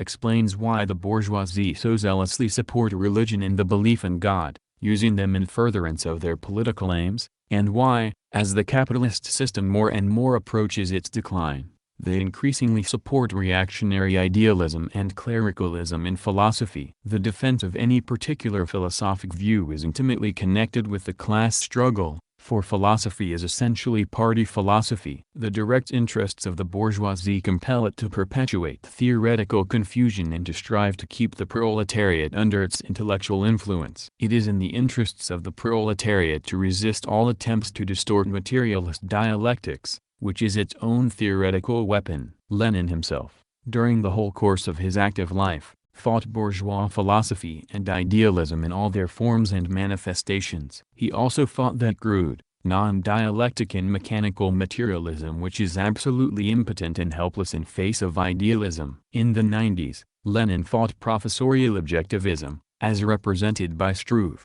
the subjectivism of the populist, and neo-Kantism, as advocated by the revisionists headed by Bernstein in Germany and by Struve in Russia. Neo-Kantism today is the official philosophy of the German Social Democrats, or social fascists. In the beginning of this century Lenin fought the idealist philosophy of Mach and of Nerius and their followers, who in Russia were headed by A. Bogdanov. The philosophical views of Bogdanov were at one time fairly popular in our party, just as were the views of E. Dühring among the German Social Democrats in the 70s, and it became urgently necessary to fight them. Lenin persistently fought the philosophy of Bogdanov and from 1906 to 1908 he subjected Bogdanov's idealism and eclecticism to merciless criticism. In his letters to Bogdanov, unfortunately they were not published at the time and have not been found since, and so they have remained unstudied, and in his book Materialism and Empirio-Criticism, which appeared in 1909, Lenin explains and criticizes the essence of Bogdanov's philosophy. In 1914 Lenin wrote, "The sum total of the literary activities of A. Bogdanov may be reduced to an attempt to inoculate the mind of the proletariat with camouflaged idealistic conceptions of the bourgeois philosophers." For many years A. Bogdanov has been an opponent of the philosophy of Marxism and a supporter of bourgeois idealistic views hostile to the materialism of Marx and Engels. Lenin attached great importance to philosophic questions and carefully studied the literature on philosophy, and on a number of occasions he subjected the reactionary views of the bourgeois philosophers and their various henchmen to devastating criticism. During the whole course of his active life Lenin studied materialist dialectics, applied it, fought for it and explained the necessity of studying and applying this theoretical weapon of Marxism. See, for example, his pamphlet Once More on the Trade Unions, the Present Situation and the Errors of Comrades Trotsky and Bukharin, which appeared in 1921, and his article The Importance of Militant Materialism, dated March 12, 1922. In the years 1913 to 1916 Lenin collected material apparently with the intention of writing a special work on materialist dialectics. Preoccupation with more urgent matters and the approach of the revolution prevented him from writing this book. But the material he collected is very rich and voluminous. Extracts and notes have been preserved in philosophical notebooks that are of extreme theoretical value. Such, in general, was the fight that Lenin conducted on behalf of dialectic materialism. Apart from the main enemy of dialectic materialism, its opponents at the present day are represented by the revisionist tendencies in philosophy, against which an irreconcilable war must be waged. Anti-Marxian and anti-Leninist tendencies are to be found in the mechanistic revision of Marxism. Comrade Bukharin, for example, has been guilty of mechanistic errors, which is the chief danger, and in Menschevist idealism, Comrade Deberin and his group. The mechanistic outlook is hostile to dialectics, it repudiates it, considers it as scholastic, metaphysical, etc. The mechanists regard themselves as materialists, but, in fact, because of their inability to think dialectically, they are impotent in the face of idealism and are themselves forced to abandon the materialist position. As an example, one may cite the inability of the mechanists to deal with the question of quantity and quality. This is one of the questions on which the limitations and shortcomings and the metaphysical nature of the mechanistic philosophy are particularly revealed. We shall therefore dwell on this question in a little more detail. According to the mechanist conception, The explanation of all phenomena must be sought in the mechanical motion of qualitatively identical and unchanging units, atoms, electrons. All qualitative differences between things are due to the difference in the composition of these units and to the difference in their simple mechanical motion, transplacement in space. Hence, quality does not exist in actual reality but depends entirely on our subjective perceptions. Objectively there exists only the mechanical motion of atoms and their quantitative relations. In the note he made during his study of natural science, Engels referred to the tendency to reduce everything to mechanical motion and to regard it as the sole aim of science, and said that it ignored the specific nature of other forms of motion. While considering it erroneous to explain everything in mechanical motion alone, Engels nevertheless did not deny that mechanical motion is universal and is associated, in one way or another, with every phenomenon. Every higher form of movement is always essentially associated with real mechanical, external or molecular, motion, just as higher forms of motion simultaneously cause other forms of motion. Chemical reaction is impossible without changes in temperature and electricity. Organic life is impossible without mechanical, molecular, chemical, thermal, electrical and other changes. But the presence of these supplementary forms does not in any given case exhaust the essential nature of the main form. Someday we shall undoubtedly reduce thought experimentally to molecular and chemical motion in the brain. But will this exhaust the essential nature of thinking? Thus, Engels declares that although there can be no thought unaccompanied by mechanical and chemical processes within the brain, these alone do not explain the specific nature of thinking. Thinking must be regarded as a whole. Its internal, subjective side must be considered together with all the qualities and conditions that determine and produce it, i.e., in its concrete reality, and not merely from the point of view of mechanical motion. This example clearly illustrates the attitude of dialectic materialism to every specific quality, particularly to so popular a phenomenon as our processes of thinking. It explains the difference between the conceptions of dialectic materialism and of mechanistic conceptions. The materialist dialectician declares that mind cannot be separated from matter. Our mind, spirit, is a property of specifically organized matter, viz., the brain of man, who is a member of a specific historically developed society. This qualitatively specific phenomenon actually exists in objective reality. We ourselves are the best proof of this, for we are thinking beings, performing intellectual labor. We do actually think. It does not merely seem to us that we do. Even imagination is, in a manner of speaking, thought. The external world is reflected in the mind of man. Thought is not the object itself reflected in the mind. It is but the reflection of the object. The theory that the external world is reflected in the mind is fundamental to the theory of knowledge of dialectical materialism. The movement of atoms takes place both in a cobblestone and in a man's head, and both the cobblestone and the head reflect the action of the external world. But it is perfectly obvious that the movement and the reflection are qualitatively different in each case. In the next chapter we shall deal in greater detail with the question of our knowledge. Mechanical materialism denies the reality of a specific quality of thinking. It regards it merely as mechanical motion of atoms, electrons, and considers matter and mind as being equal, identical. This materialism, which denies the reality of higher forms of motion and reduces everything to gross and simple mechanical motion,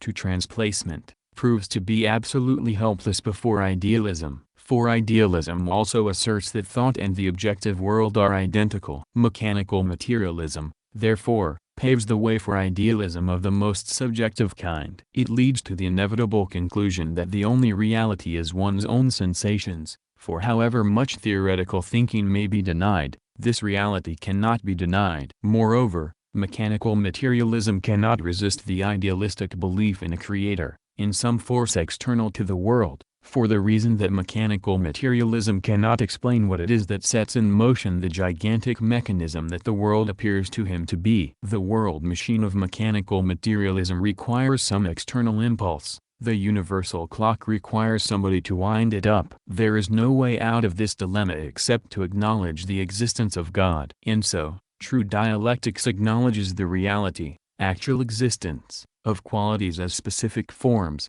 as the sum of the properties and peculiarities of things. Within the limits of a definite quality, quantitative changes may occur without affecting that quality, without changing it. but only within definite limits. When quantitative changes go beyond a definite limit, they result in a leap and a change in quality. There occurs what Hegel termed the transformation of quantity into quality, and which we meet within the surrounding world of nature and society at every step. Within the limits of from 0 degrees to 100 degrees C under ordinary terrestrial conditions, atmospheric pressure, etc., water remains a liquid, preserves this quality. 100 degrees is the boiling point. Water becomes transformed from a liquid into a gas. 0 is freezing point. Water becomes transformed into ice, i.e., into a solid. Thus arise new qualities, formerly non-existent. With the appearance of a new quality, new quantitative relations come into effect, so that we may also speak of the transformation of quality into quantity. The high quality of class consciousness, discipline, organization and firmness of principle of the Communist Party, which at first represented the numerically small, but actually most advanced section of the proletariat, subsequently resulted in the Bolshevik parties being able to assume the leadership of the movement of millions and to obtain a following of tens of millions. Thus, in the course of time, quality was transformed into quantity. Another example, which strikingly illustrates the transformation of quantity into quality and the rise of new quantitative relations on the basis of the new quality, is the process that is now taking place in the Soviet Union of the mass transition of the middle individual peasant to collectivization. A new social stratum is being created, new qualities are arising. The middle peasant was the ally of the Soviet state, but the collective farm peasant is now becoming the bulwark of the Soviet state. We would here mention the fact referred to by Comrade Stalin in one of his speeches,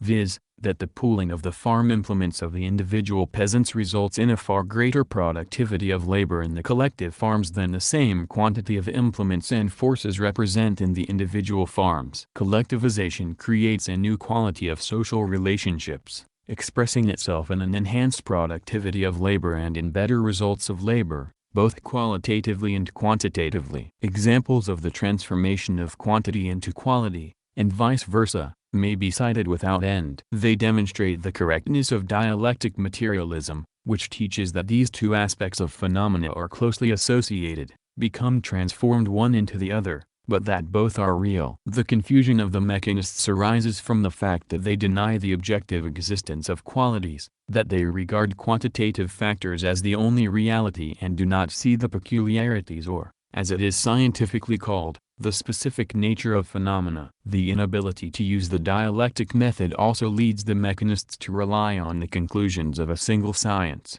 mechanics, and to ignore the experience of the other sciences, with the result that they regard the conclusions of that science as the sole and ultimate truth. As far back as 1908, Lenin advanced important and fundamental arguments against mechanical materialism. The recognition of unchanging elements, of the unchanging essence of things is not materialism, but metaphysics, i.e., anti-dialectic materialism, he declares in Materialism and Imperial Criticism, and goes on to state that dialectic materialism insists on the approximate and relative character of all scientific theories regarding the structure of matter and its properties, on the absence of absolute boundaries in nature, on the transformation of moving matter from one state into another, seemingly incompatible state, and so forth. In conclusion, Lenin declares himself to be in complete agreement with Engels' statement to the effect that from the point of view of dialectic materialism, only one thing is immutable, viz., the recognition of a world existing outside of us and reflected in our minds. From the point of view of Engels, only one thing is immutable, viz., the reflection in die human mind. When there is a human mind, of the external world that exists and develops independently of that mind. For Marx and Engels there is no immutability, no other essence, no other absolute substance in the sense that this concept has been depicted by feudal professorial philosophy. The essence of things or substance are also relative, they represent only the deepening of the human knowledge of objects. Yesterday the deepening of human knowledge took in the atom, today electrons and the ether. But dialectic materialism insists on the temporary, relative and approximate character of all knowledge of nature obtained by the advancing science of man. The electron is as inexhaustible as the atom, nature is infinite, but it infinitely exists. And it is this single, categorical and only absolute recognition of the existence of nature outside of human consciousness and sensation that distinguishes dialectic materialism from relative agnosticism and idealism. In addition to the recognition of this relativity and approximateness of the picture of the world created on the basis of our knowledge, which becomes ever deeper, but which is never completed and never exhausts the multiform content of the objective world, dialectic materialism differs from metaphysical, mechanical materialism in its ability to handle flexible concepts and to wrest content with results achieved. It should here be pointed out that mechanistic materialism is essentially the methodology of the right deviationists. Theoretically, it expresses and justifies the class interests of the last of the capitalist classes remaining in the Soviet Union and therefore represents the chief danger on the theoretical front. Such anti-dialectical, counter-revolutionary theories,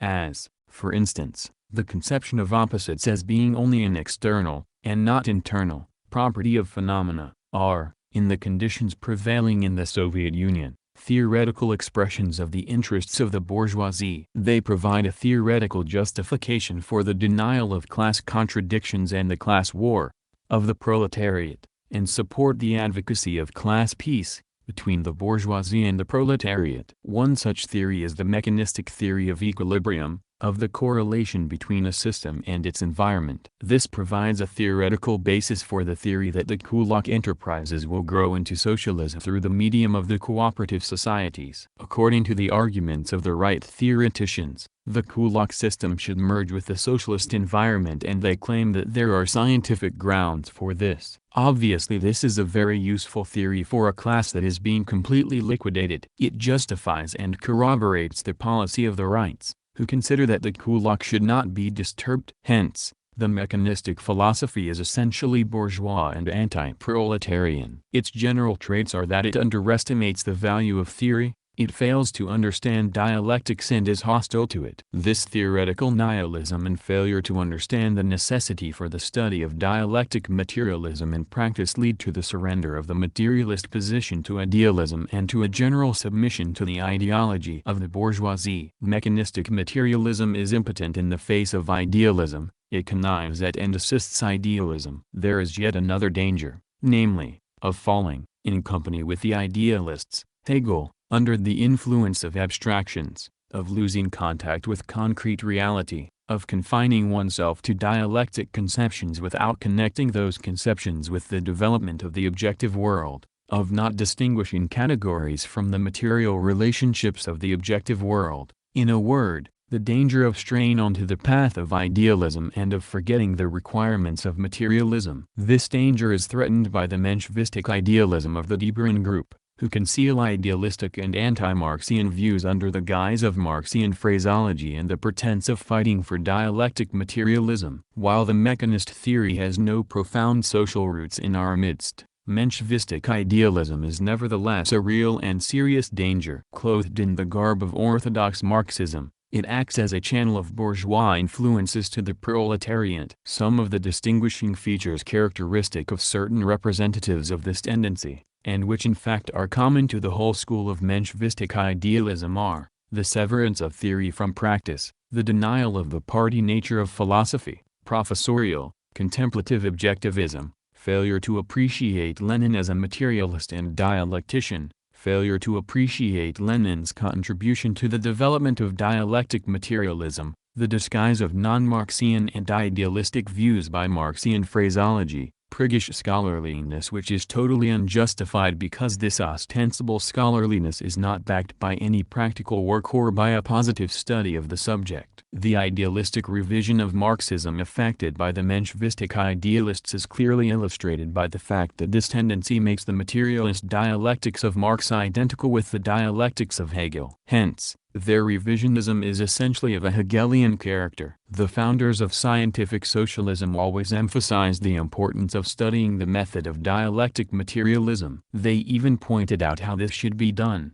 namely, by studying the history of philosophy, and in particular, Hegel. In one of his forewords to Anti-Proletarian, 1878, Engels wrote, "Theoretical thinking is an inborn property only in the form of capability. It must be developed and perfected, and for this no other method had so far been found except the study of the history of philosophy. By studying the history of philosophy we learn the experience of scientific thinking accumulated over a period of more than 2,000 years. In his letters to Conrad Schmidt, Engels recommended that in studying the history of philosophy, particular attention should be paid to Hegel. Hegel is extremely difficult to study. Those who undertake to study him require assistance, and this assistance is given by Marx, Engels and Lenin. Particularly valuable are the latter's philosophical notebooks to which we referred above. Mechanistic idealism distorts the views of Marx, Engels and Lenin and regards the logic of Hegel as identical with the logic of Marx. As we have seen, Hegel and Marx approach the question of the relation of mind to existence from fundamentally different points of view. In his article, Hegel and Dialectical Materialism, Dialectics declares that Hegelian logic should serve as the starting point for the development or structure of materialist dialectics. And he concludes by saying, at any rate, the need for a theory of materialist dialectics has long been felt. Hegelian logic cannot fully satisfy this need, but it should serve as the starting point for materialist dialectics. This school not only regards Hegel's logic as the starting point, but also considers that its structure requires no radical alteration. Marx put Hegel's logic right side up, i.e., he reconstructed it and endowed it with new principles. Dialectics, on the contrary, asserts that in general, the Hegelian structure must be considered as correct even from the materialist point of view.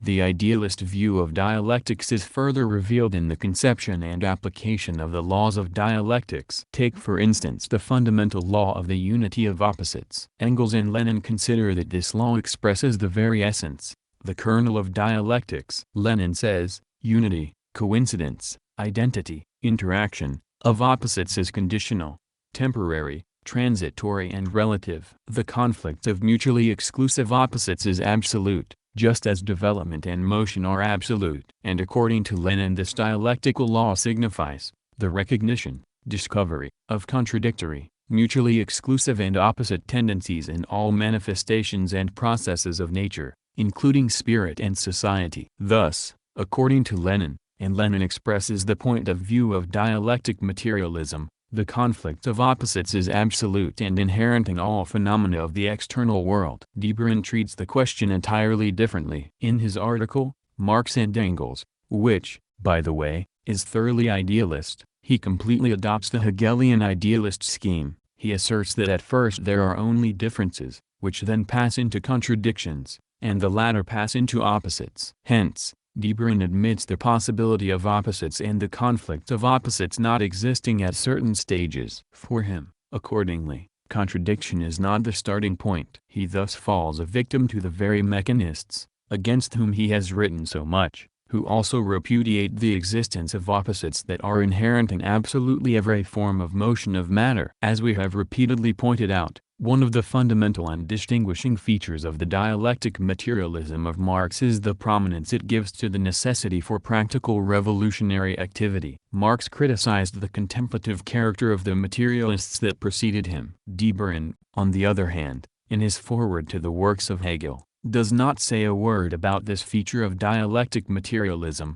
but, on the contrary, emphasizes its passive and contemplative character. The task of the dialectic method is not to introduce anything of its own into an object, but to observe the process of its development. In this sense the dialectic method is indeed the only real scientific and objective method. The dialectic method merely reproduces the process of development of an object. During the whole course of this long article the author says not a single word about the most important component part of materialist dialectics, viz., practical revolutionary work. That is not a mere accident. One of the most obvious features of Menshevik idealism, which reveals its anti-proletarian character, is the severance of theory from practice. In a speech delivered in 1920 to the Third All-Russian Congress of the Russian Young Communist League, Lenin declared, "Without work and without struggle, book knowledge of communism derived from communist pamphlets and books is worth exactly nothing at all, since it but perpetuates the old severance of theory from practice, which was the most objectionable feature of the old bourgeois society." The separation of theory from practice is characteristic of Menshevik idealism.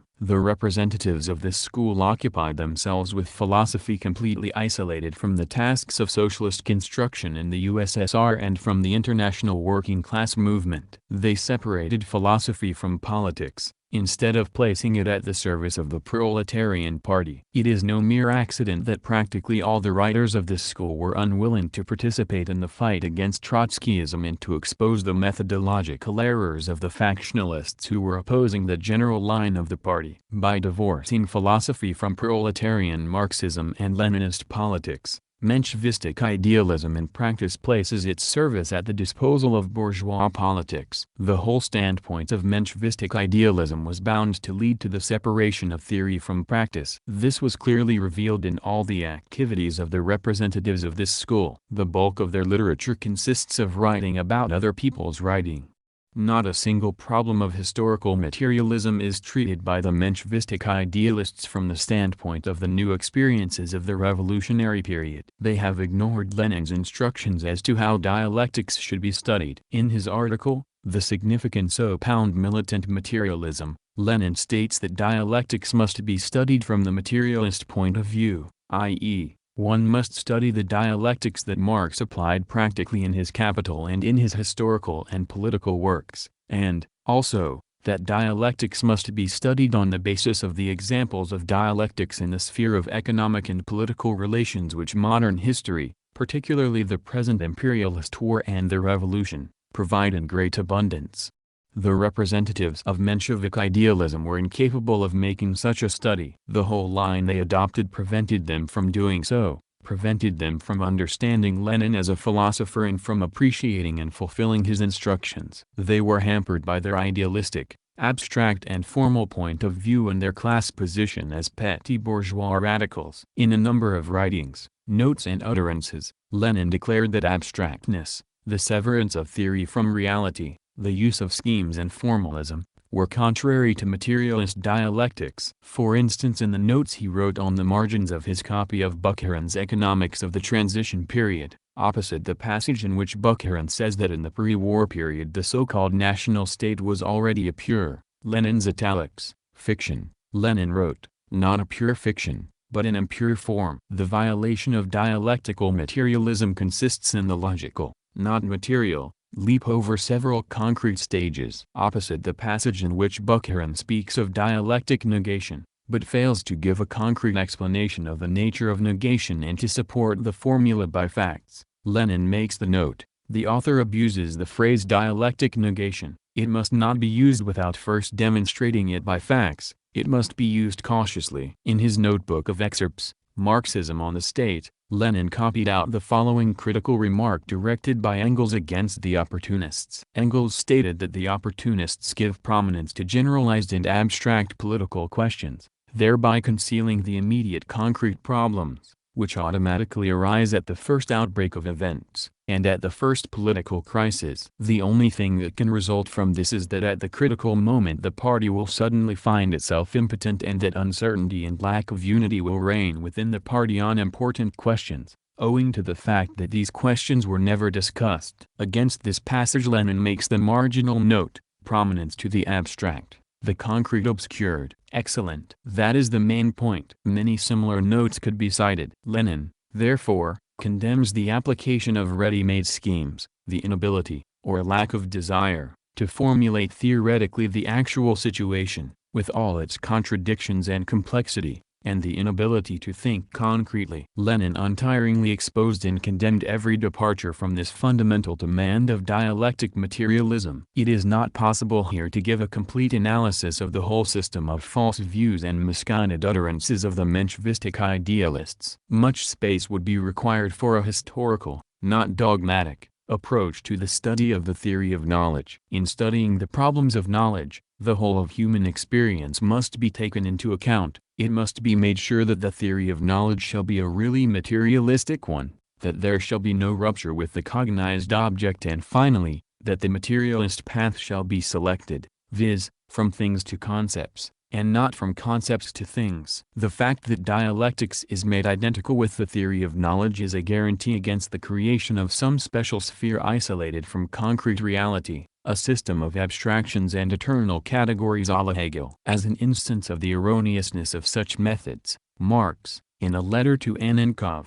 cites the doctrinaires, who on the eve of the Great French Revolution endeavored to preserve the throne, the Chamber of Deputies and the Upper Chamber as essential components of social life and as eternal categories. Marx says, in the 18th century, a number of mediocre minds were busy finding the true formula which would bring the social order, king, nobility, parliament, etc., into equilibrium, and they woke up one morning to find that there was in fact no longer any king, nobility or parliament. The true equilibrium in this antagonism was the overthrow of all the social conditions which served as a basis for these feudal existences and their antagonisms.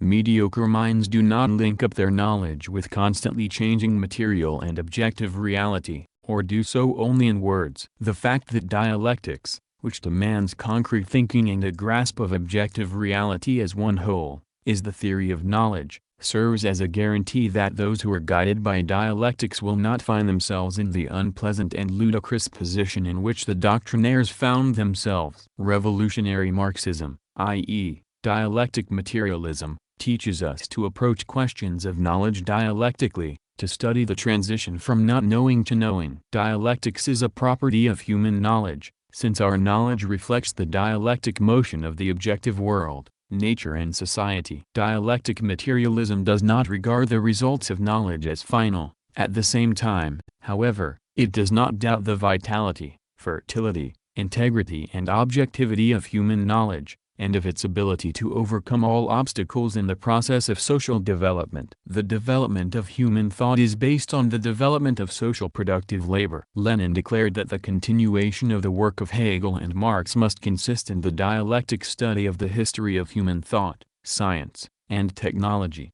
It is on this basis that we must study the unity of opposites, viz., the theory and practice of the actual relations existing in the surrounding world and of the abstract conceptions that arise in the human brain as a reflection of these actual relations. We must be guided by Leninism in the study of materialist dialectics and combat the mechanistic repudiation of dialectics and its mutilation at the hands of the idealistic and Mechanistic idealists. We must expose the errors of both these schools and correct them. Theory must be placed at the service of the proletarian revolution and adapted to the practical class struggle. Philosophy must be completely party philosophy in class society, and as long as classes exist, Marxism and Leninism can exist and develop only by combating all bourgeois and petty bourgeois tendencies, influences and ideas. Chapter 5: The Dialectics of Nature and Human Knowledge. As we have said, materialist dialectics is an invaluable instrument for the study of the surrounding world, nature and human society. Marx and Engels were keenly interested in every sphere of natural science. Engels did a great deal in this sphere. He set forth the conclusions drawn from his studies in Part 1 of Anti-Proletarian. In addition, he wrote a large work on the dialectics of nature, which unfortunately he never succeeded in publishing. The manuscript however was preserved and has been published by the Marx-Engels-Lenin Institute. The conclusion Engels arrived at, viz., that development in nature takes place in accordance with dialectical, and not metaphysical laws, is strikingly borne out by modern science. This has been pointed out by Lenin, who, after Engels, was the first of the Marxian theoreticians to study one of the most important branches of modern science, namely, physics. Science has made considerable strides since Engels pursued his studies in the 70s. Lenin examined the new material from the standpoint of a materialist dialectician. He explained the crisis in modern physics from the Marxian standpoint and indicated the path that must be pursued by scientific research. In his criticism of modern theory he attacks the clericalism, idealism, that refuses to seek a scientific explanation of phenomena and which evades recognition of what is actually proceeding in nature, thus leading to stagnation of thought and intellectual reaction. As we have stated, in connection with the disputes that arose among Marxian writers after the 1905 revolution, Lenin carefully worked out the dialectic materialist theory of knowledge. He showed that there were two lines of philosophy, idealism and materialism, on every one of the questions in dispute, matter and experience, sensation and knowledge, space and time, cause and effect, absolute and relative truth, etc. Idealism considers that a spiritual principle, i.e., God, lies at the basis of everything and is identical, or akin to our mind, which latter the idealists sever from its actual contact with matter. Lenin analyzes the philosophy of the Englishman, Bishop Berkeley, as typical of the idealist philosophy. Materialism considers it wrong to place spirit at the base of all phenomena. It regards matter as the basis of everything and asserts that matter exists independently, and outside of our mind. The external material world reacts on our mind, is reflected in it and determines it. Matter is the primary,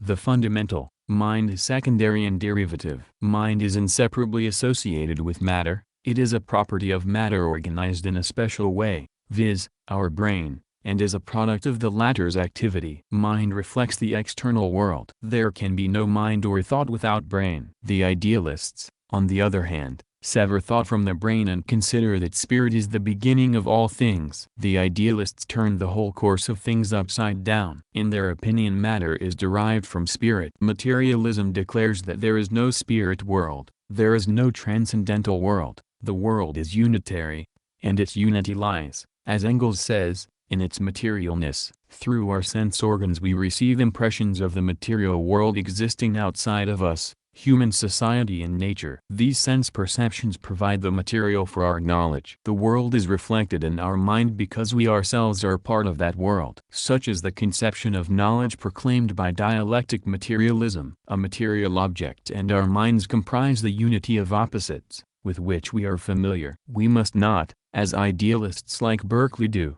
confuse the external world with our consciousness of the external world and make them identical. External objects and our consciousness of them are opposites, not identical things. But the opposite is not absolute. The external world and our consciousness are not isolated from each other. The unity we have here is unity in the sense that without a material world and without the brain of man, consciousness of the world cannot exist. It is unity also in the sense that our consciousness, in general, faithfully reflects the objective world. This is very well explained by Lenin in the sections on absolute and relative truth and the criterion of practice in the theory of knowledge in Chap. 2 of his philosophical work Materialism and Empirio-Criticism. The essence of the explanation given by Engels and Lenin is that, while we must realize that at any given stage of its development our knowledge is relative, conditional and approximate, nevertheless, in every scientific theory, in spite of its shortcomings, we must discern the grain of objective truth,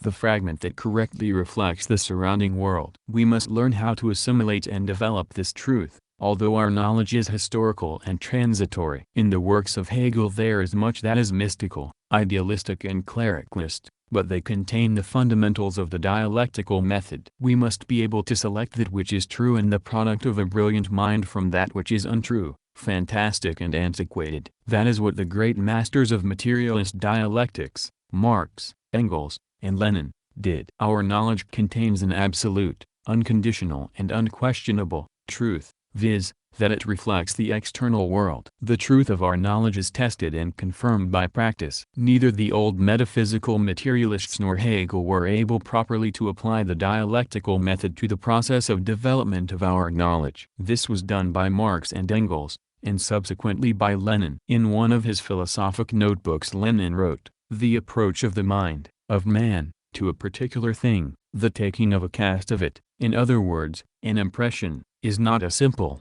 direct act, a lifeless mirror reflection, but a complex, twofold and zigzag act, which harbors the possibility that the fantasy may entirely fly away from reality. What is more, it harbors the possibility that the abstract conception, the idea, may be transformed, imperceptibly and unwittingly on the part of man, into fantasy, and in the long run, into God." For even the simplest generalization and the most elementary general idea is a fragment of fantasy. The creation of fantasies, for example, regarding the power of the dead, demons, God, disincarnate powers, etc., is due to various complex causes, chief of which is the dependence of man on circumstances which enslave him, such as natural and social forces, and which appear to him to be external and alien. This also explains the various religions and faiths. Properly applied to our knowledge, i.e., if it is realized that the mind of man is determined by the development of the material world which proceeds independently of the mind,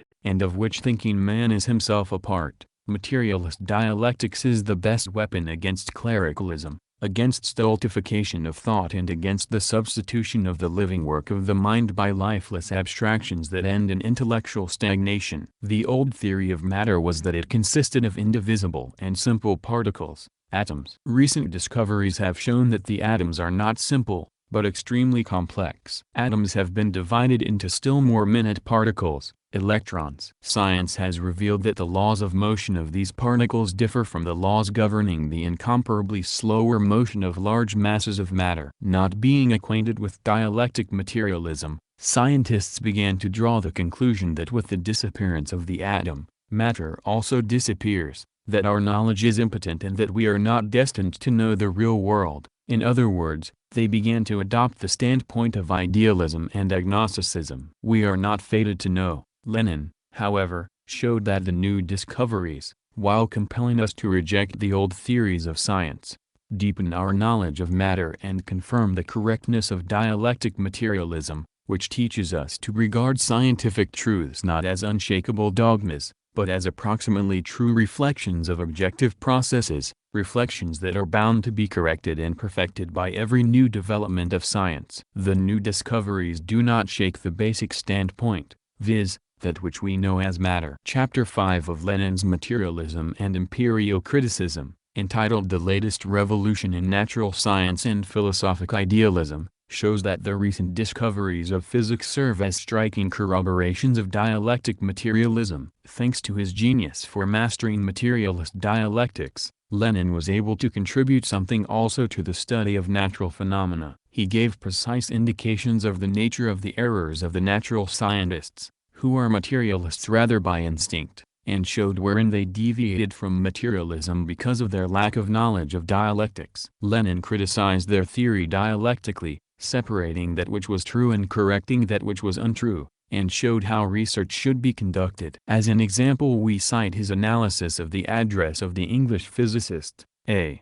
W. Rucker, who represented the instinctive materialist point of view and whose errors were due to his ignorance of dialectic materialism. Or take his criticism of the works of Duhem 52, in which, for instance, he points out where Duhem comes close to dialectic materialism and wherein lies his weakness, and also shows how he descends to a reactionary philosophy because of his inability to raise himself from metaphysical materialism to dialectic materialism. On this subject of the dialectics of nature, Engels in 1885 wrote in his foreword to the second edition of Anti-Proletarian, as follows: "It is possible to reach this standpoint because the accumulating facts of natural science compel us to do so. Natural science has now advanced so far that it can no longer escape the dialectical synthesis. But it will make this process easier for itself if it does not lose sight of the fact that the results in which its experiences are summarized are ideas, but that the art of working with ideas is not inborn and also is not given with ordinary everyday consciousness, but requires real thought, and that this thought similarly has a long empirical history, not more and not less than empirical natural science. Only by learning to assimilate results of the development of philosophy during the past 2,500 years will it be able to rid itself on the one hand, of any isolated natural philosophy standing apart from it, outside it and above it, and, on the other hand, also of its own limited method of thought, which was its inheritance from English empiricism. We conceive nature as the sum total of all bodies, from the stars to the atoms, electrons and the ether, which are in a constant state of interaction and motion, constantly changing their forms and qualities and passing from one into the other. It is impossible to understand their movement and the transformation of one form into another, for example, inorganic matter into organic matter, without using the dialectic method. Moreover, it is necessary to grasp the difference between the philosophic and the physical conception of matter. It is absolutely correct to recognize the existence of matter and the objective world, independently and outside of our mind. The external world reacts on our senses and is reflected in our mind. The recognition of the objective reality of the external world is an absolute truth, confirmed every minute by fact and by practice. This is the foundation of the materialist philosophy. The material world is essentially cognizable, since the cognizing apparatus, if we may so express ourselves, does not exist outside of the world, but is a part of the world. This cognizing apparatus, i.e., thinking people and human society, is the fruit of a long development. The existence and development of humanity is the best proof of its strength and vitality, and also of the strength and vitality of the human mind. Theories of physics, as well as other scientific theories, are but relative truths. They are ever approaching closer to an understanding of the objective world. For instance, of the physical structure of matter, their knowledge becomes progressively deeper, but they can never result in final and exhaustive knowledge, in ultimate truth. In his Materialism and Imperial Criticism, p. 152, Lenin says, "The scientific doctrine of the structure of substance, the chemical composition of food, and the electron may become antiquated with time, but the truth that man is unable to subsist on thoughts and beget children by platonic love alone can never become antiquated." Chapter 6. The Dialectics of Social Development. The development of society also proceeds by contradiction. Here, too, materialist dialectics is essential not only for the study of social phenomena, but also in order to lead the struggle of the proletariat and to guide historical activity. History is made by men, but hitherto there could be no conscious guidance of the development of history. Mankind can become the master of its development only after the complete triumph of communism. Engels in Anti-Proletarian says, "The seizure of the means of production by society puts an end to commodity production, and therewith to the domination of the product over the producer. Anarchy in social production is replaced by conscious organization on a planned basis. The struggle for individual existence comes to an end. And at this point, in a certain sense, man finally cuts himself off from the animal world, leaves the conditions of animal existence behind him and enters conditions which are really human. The conditions of existence forming man's environment, which up to now have dominated man, at this point pass under the dominion and control of man, who now for the first time becomes the real conscious master of nature, because and insofar as he has become master of his own social organization. The laws of his own social activity, which have hitherto confronted him as external, dominating laws of nature, will then be consciously applied by man with complete understanding, and hence will be dominated by man. It is only from this point that men, with full consciousness, will fashion their own history. It is only from this point that the social causes set in motion by men will have, predominantly, and in constantly increasing measure, the effects willed by men. It is humanity's leap from the realm of necessity into the realm of freedom. Of course, it must not be thought that this leap will take place in a single instant, for it represents a change which marks a turning point in world history, a transition to a new type of society. Such leaps, as Marx, Engels and Lenin pointed out, may extend over 10 or more years. In the Soviet Union, the leap from the realm of necessity into the realm of freedom is being accomplished by the dictatorship of the proletariat led by the party of Lenin and armed with revolutionary theory. The advantages of planning an economic life and the rapidity of development of socialist economy are already apparent. In the sphere of social development, the law of the unity of opposites and of motion by contradiction manifests itself in the productive activities of society and in the class struggle. In modern society, large-scale production predominates and the fundamental contradiction is between the proletariat and the bourgeoisie. As has been stated, Marx, Engels and Lenin attached the greatest significance to the struggle of the proletariat. They considered it their prime duty to lead the class struggle of the proletariat, and to subordinate everything to its interests. Applying dialectic materialism to the study of society, Marx discovered that the basis of social development is the development of production. Material production is the foundation of social life because on it depends man's very existence. In order to exist, men must eat, drink, clothe themselves, and provide themselves with dwellings. Only then can they occupy themselves with politics, science, art and so forth. Engels. Labor is required to create the material things necessary for men's existence. The productive activities of human society consist in extracting things from nature, in working them up and in adapting them to the needs of man. Human labor, which is essential to man's existence, exercises decisive influence on the whole structure of human society. The application of dialectic materialism to the history of human society is very clearly illustrated in Marx's theory of the class struggle. Marx showed that development in class society arises out of the class struggle, which attains maximum intensity during the period of revolution. Revolution is the result of the contradictions created between the productive forces of human society and the productive relations within which they operate and develop. Under capitalism, the contradiction between the old productive relations and the productive forces that have outgrown and can no longer develop freely within these relations, manifests itself in the struggle of the revolutionary class, the proletariat, against the exploiting class, the bourgeoisie. Thus, the struggles of the revolutionary class advance the development of society. Marx called the class struggle the battles of developing production.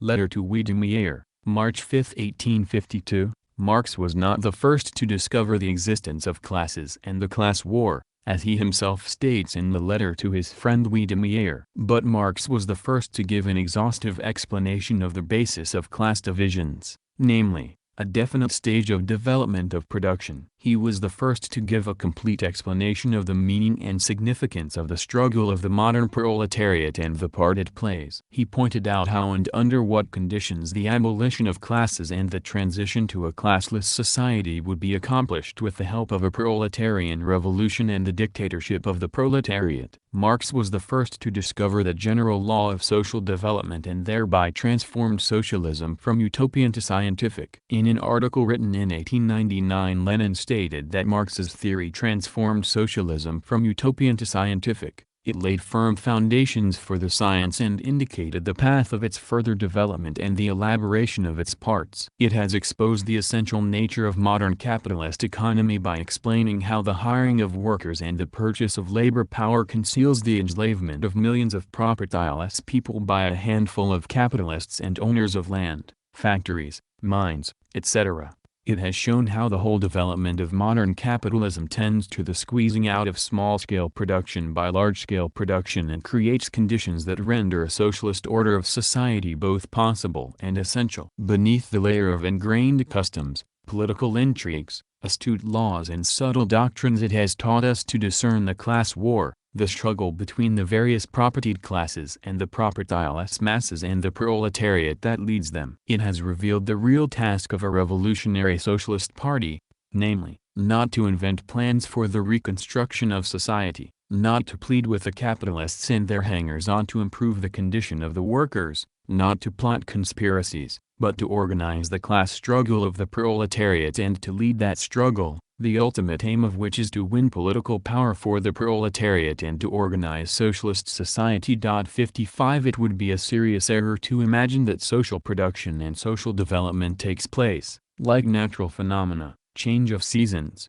the breaking of the ice on the river, eclipse of the sun, etc., independently of the conscious efforts of men. History is made of men, by their productive activities, by their mass actions and by their class struggles. Men themselves build up their material and spiritual culture, using their foundations inherited from preceding generations. Historical development pursues an extremely complex path. Conflict arises between the productive forces of men and productive relations that no longer correspond to these productive forces. Once society has broken up into classes, development proceeds by the conflicts of those classes expressed in various forms, ideologically, in the sphere of philosophy, scientifically, politically, etc., as well as in purely physical forms, wars between classes and between nations. The inherent contradictions of social development are solved by the practical and violent action of the masses.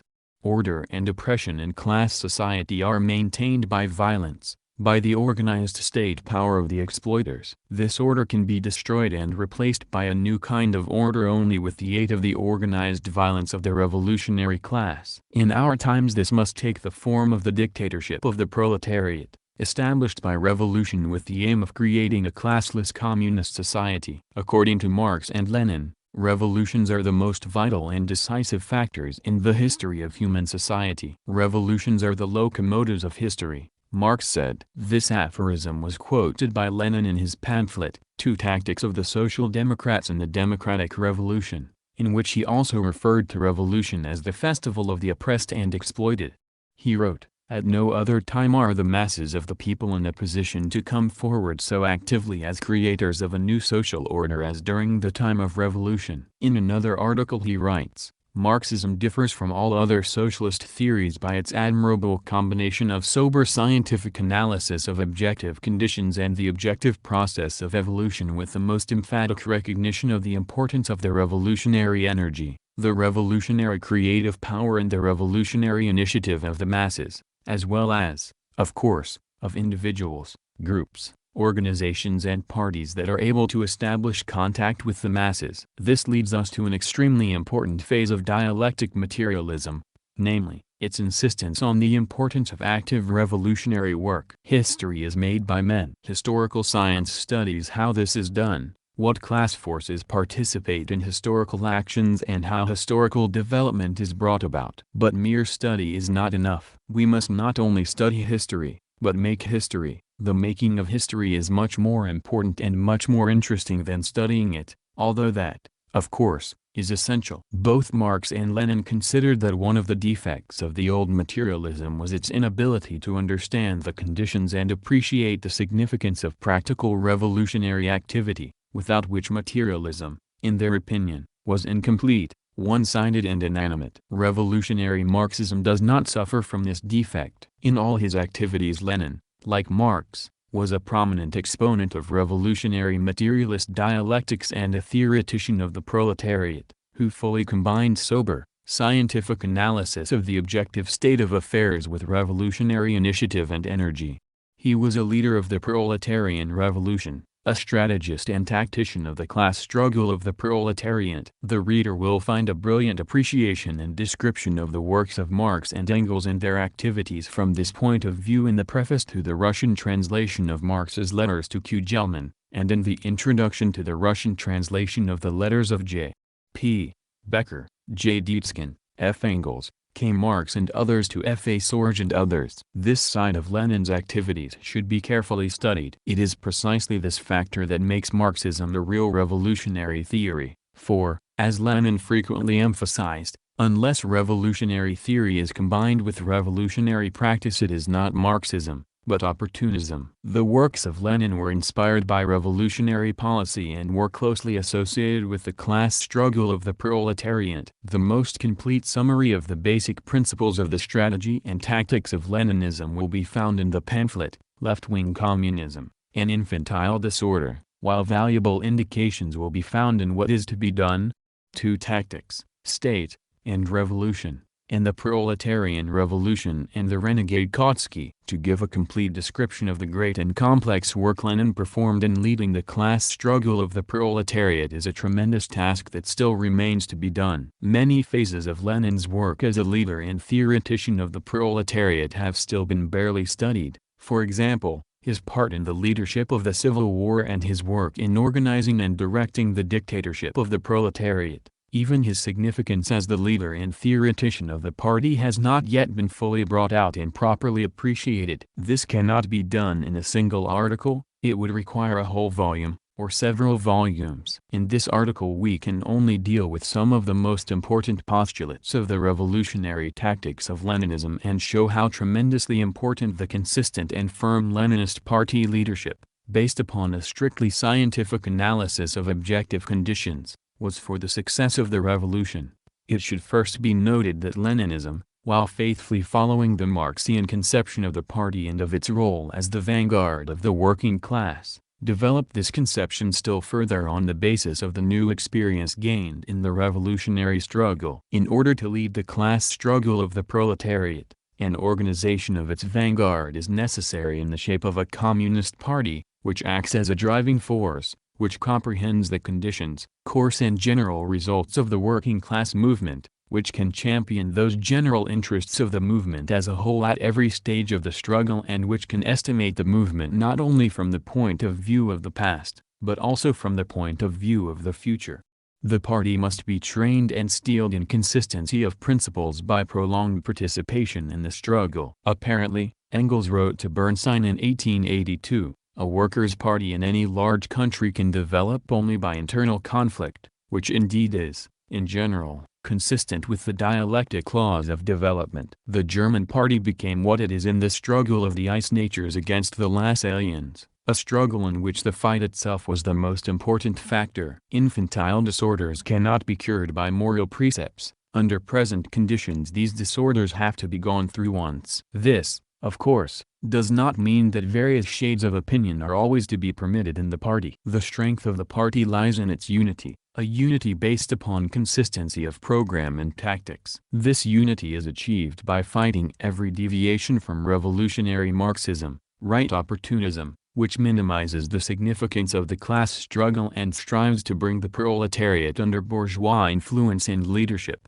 as instanced by Menshevism, and the virtual rejection of the class struggle which masquerades under leftist slogans and phrases, instances of which were the left liquidators, the Itzovists, the ultimatumists and the periodists during the years of reaction 1908 and Trotskyism during the years 1924-26. Extremely important also is the fight against the conciliators, who act as a shield for opportunism, while verbally recognizing the correctness of revolutionary Marxism. In practice the conciliators make no attempt to combat distortions of revolutionary Marxism. Conciliationism is therefore an extremely dangerous form of opportunism. Under present conditions the chief danger is right opportunism. Lenin always insisted on the necessity of waging a consistent and merciless fight against all forms of opportunism, and he himself showed us how this fight should be conducted. He persistently fought against right opportunism. Yet at the same time he conducted war on the left doctrinism, which is particularly important for the purpose of winning the masses, for the masses are inexperienced, unorganized, have not yet sufficiently abandoned petty bourgeois prejudices, and when driven to desperation and rage by the hopelessness of their position are, as a rule, greatly influenced by anarchist phrases, and left demagogy, which is the reverse side of right opportunism, a punishment for its sins, as Lenin expressed it. A general review of the party's fight for Bolshevism on two fronts is given by Lenin in his pamphlet, Left-Wing Communism, an Infantile Disorder, in which he writes, while the first historical task, viz., that of winning over the class-conscious vanguard of the proletariat to the side of the Soviet power and the dictatorship of the working class, could not be accomplished without a complete ideological and political victory over opportunism and social chauvinism, the second task, which now becomes the immediate task, and which is to lead the masses to the new position that will assure the victory of the vanguard in the revolution. This immediate task cannot be accomplished without the liquidation of left doctrinism, without completely overcoming and getting rid of its mistakes. What are the distinguishing features of the Marxist-Leninist tactics? As we have pointed out, Marxist-Leninist theory, policy and tactics are based on contact with the masses, on the ability to guide the struggle of the masses toward communism, and to increase the conscious purpose and organization of the masses. The Communist Party lends consciousness, organization and invincibility to the mass movement. It draws its ideas from the experience of the revolutionary mass struggle in all countries. Lenin said that the fundamental law of all great revolutions was the experience gained by the masses. He frequently referred to the great importance that Marx attached to the historical initiative of the masses. What Marx and Engels criticized most in English and American socialism was exactly this isolation from the working class movement. The victory of the revolution can be assured only if the initiative and energy of the masses is widely developed and if their instinctive struggle is given conscious leadership and organization. Success of revolutionary tactics can be assured if the profound sympathy of the masses is gained. This sympathy must be gained by prolonged and stubborn struggle, both before the proletariat gains power and after it has set up its dictatorship. The proletarian revolution is impossible unless the vast majority of the toilers sympathize with and support their vanguard, the proletariat. This sympathy, however, is not given immediately and is not decided by vote, but must be won in the process of long, arduous and bitter class struggle. The class struggle of the proletariat to win the sympathy and support of the majority of the toilers does not end with the conquest of political power by the proletariat. The struggle continues after the conquest of power but in other forms. In the Russian Revolution circumstances proved to be exceptionally favorable for the proletariat. Its struggle for dictatorship,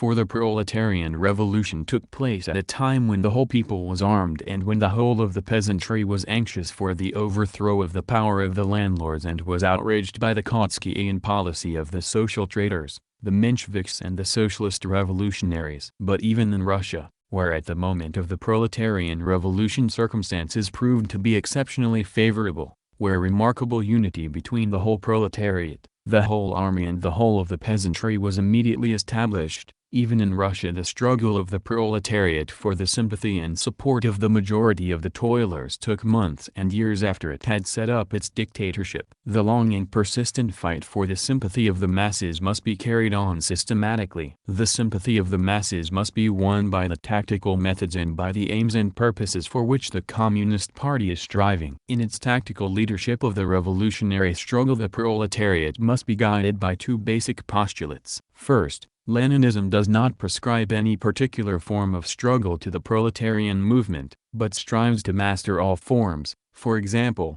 demonstrations, the parliamentary struggle, the revolutionary use of parliament when the situation dictates it, as well as higher forms of struggle, viz., armed insurrection, civil war and the dictatorship of the proletariat. Secondly, Leninism adopts a historical approach to the question as to what particular form of struggle is to be selected at any moment, taking into account the concrete circumstance of the given situation. Maximum flexibility must be displayed in the selection of means. In an article entitled Guerrilla Warfare, written in September 1906, Lenin wrote, "Marxism is distinguished from all primitive forms of socialism by the fact that it does not impose on the movement any one particular form of struggle. It admits the most varied forms of struggle. Moreover, it does not invent them, but only generalizes, organizes and lends conscious form to the methods of struggle practiced by the revolutionary classes and which arise spontaneously in the course of the movement itself. Uncompromisingly hostile to all abstract formulas and doctrinaire recipes,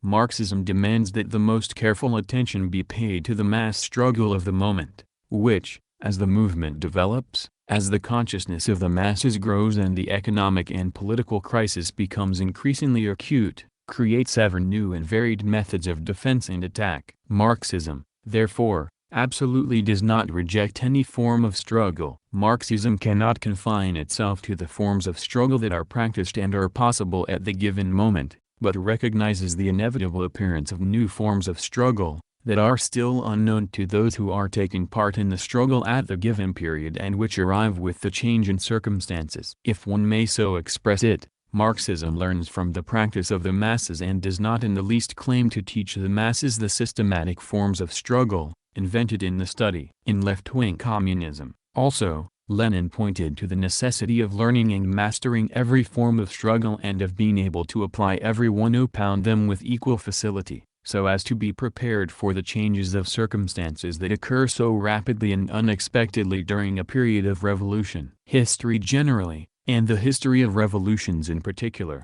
writes Lenin, is always richer in content, more varied, more many-sided, more lively and subtle than some of the best parties and some of the most class-conscious vanguards of the most advanced class imagine. This is understandable because the best vanguards express the class consciousness, the will, the passion, the fantasy of tens of thousands, while the revolution is made at the moment of its climax and the exertion of all human capabilities by the class consciousness, the will, the passion, and the fantasy of tens of millions who are urged on by the very acutest class struggle. From this follow two very important practical conclusions. First, that the revolutionary class in order to fulfill its task must be able to master all forms or sides of social activity without exception, and complete after the capture of political power, sometimes with great risk and amidst very great dangers, what they did not complete before the capture of power. Second, that the revolutionary class must be ready to pass from one form to another in the quickest and most unexpected manner. The Communist Party must absolutely master every form of struggle, for the struggle of the proletariat and of the toiling masses will become a real class struggle and will lead to the goal of creating a communist society only when the organizing and guiding influence of the vanguard that is consciously striving toward communism will be guaranteed. In the article, Guerrilla Warfare, Lenin pointed out that all forms of struggle may become distorted if they are not applied in a certain relationship one to another under the leadership of the Communist Party. It is said that guerrilla warfare reduces the class-conscious proletariat to the level of degraded drunkards and tramps. That is true. But this only proves that the party of the proletariat can never regard partisan warfare as the only, or even the principal method of struggle, and that this method must be subordinated and properly coordinated with the main methods of struggle, that are ennobled by the enlightening and organizing influence of socialism. Without this latter condition every method of struggle in bourgeois society, without exception, will bring the proletariat to the level of the various non-proletarian strata above or below it, and being left to the mercy of the spontaneous course of events, will become bedraggled, corrupted and prostituted. Strikes, when left to the mercy of the spontaneous course of events, become transformed into alliances between the workers and employers against the consumers. Parliament becomes a brothel in which a gang of bourgeois politicians carry on wholesale and retail trade in the freedom of the people. Liberalism, democracy, republicanism, anti-clericalism, socialism and in all kinds of popular merchandise. The newspapers become procurers, whom anybody can purchase, a means of debauching the masses and of pandering to the base instincts of the crowd, and so forth. No universal methods of struggle are known to social democracy that would set up a Chinese wall between the proletariat and the social strata that are situated either a little above or below it. In different epochs, social democracy applies different methods, but it applies them strictly in accordance with definite, ideological and organizing conditions. The selections of the methods of struggle must be determined by the concrete objective conditions. This leads us to the second basic principle we have referred to. In this same article Lenin wrote,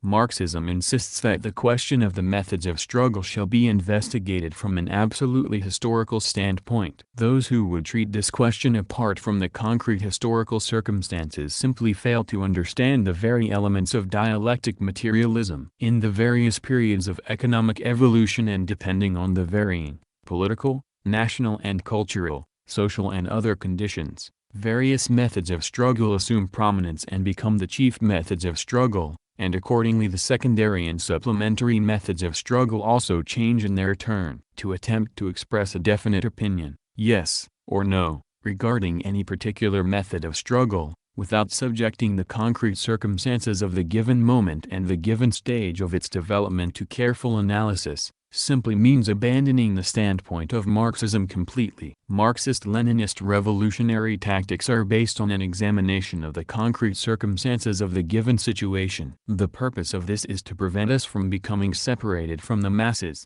to enable us to move forward together with the masses, to lead them and help them to rise to a higher level. We must not retreat in face of difficulties, but strive to overcome them by drawing new forces into the fight. We must encourage the activity of the masses, improve their organization and stimulate their class consciousness. The attack must be conducted systematically and consistently, avoiding in our leadership logical, that is, mental, leaps over several concrete stages, as Lenin once expressed it, considering this to be a grievous sin against dialectic materialism. Given such a leadership, the masses will rise to a higher level of political consciousness in the very course of events, learning from their own actions, mistakes, defeats and victories. The essence of Marxist-Leninist tactics was brilliantly explained by Lenin in his article Karl Marx, in which he wrote, "The fundamental task of proletarian tactics was defined by Marx in strict conformity with all the premises of his materialist dialectical world outlook.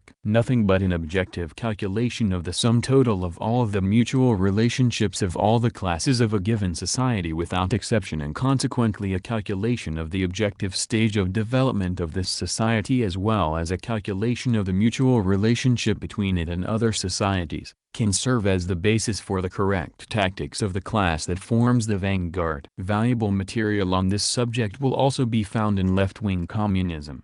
To be a materialist dialectician it is not enough to reiterate the principles of Marxism in general form. We must study the experience of the class struggle of the proletariat and learn to give expression to the concrete circumstances of that struggle, to emphasize the main tasks and advance proper slogans to lead the proletarian struggle and be able to find the main link that will enable us to hold the whole chain. Chapter 7. How to study Lenin. A few words should be said in conclusion as to how to study the works of Lenin. It should be borne in mind that Lenin was a leader of the proletariat. A study of his literary works must be closely combined with a study of his activities and of the conditions in which he worked. Only in this way will the works of Lenin be properly understood and appreciated. This study, however, must be linked up with the present-day struggle of the proletariat. The manner in which Lenin studied the works of Marx and Engels is an example of how the works of Lenin should be studied. From a number of his articles, particularly those articles dealing with Marxism and with the works and correspondence of Marx and Engels, we see how he was able to draw the lessons of materialist dialectics from his study of Marx and Engels. Lenin drew particular attention to the following formula contained in one of the letters of Engels: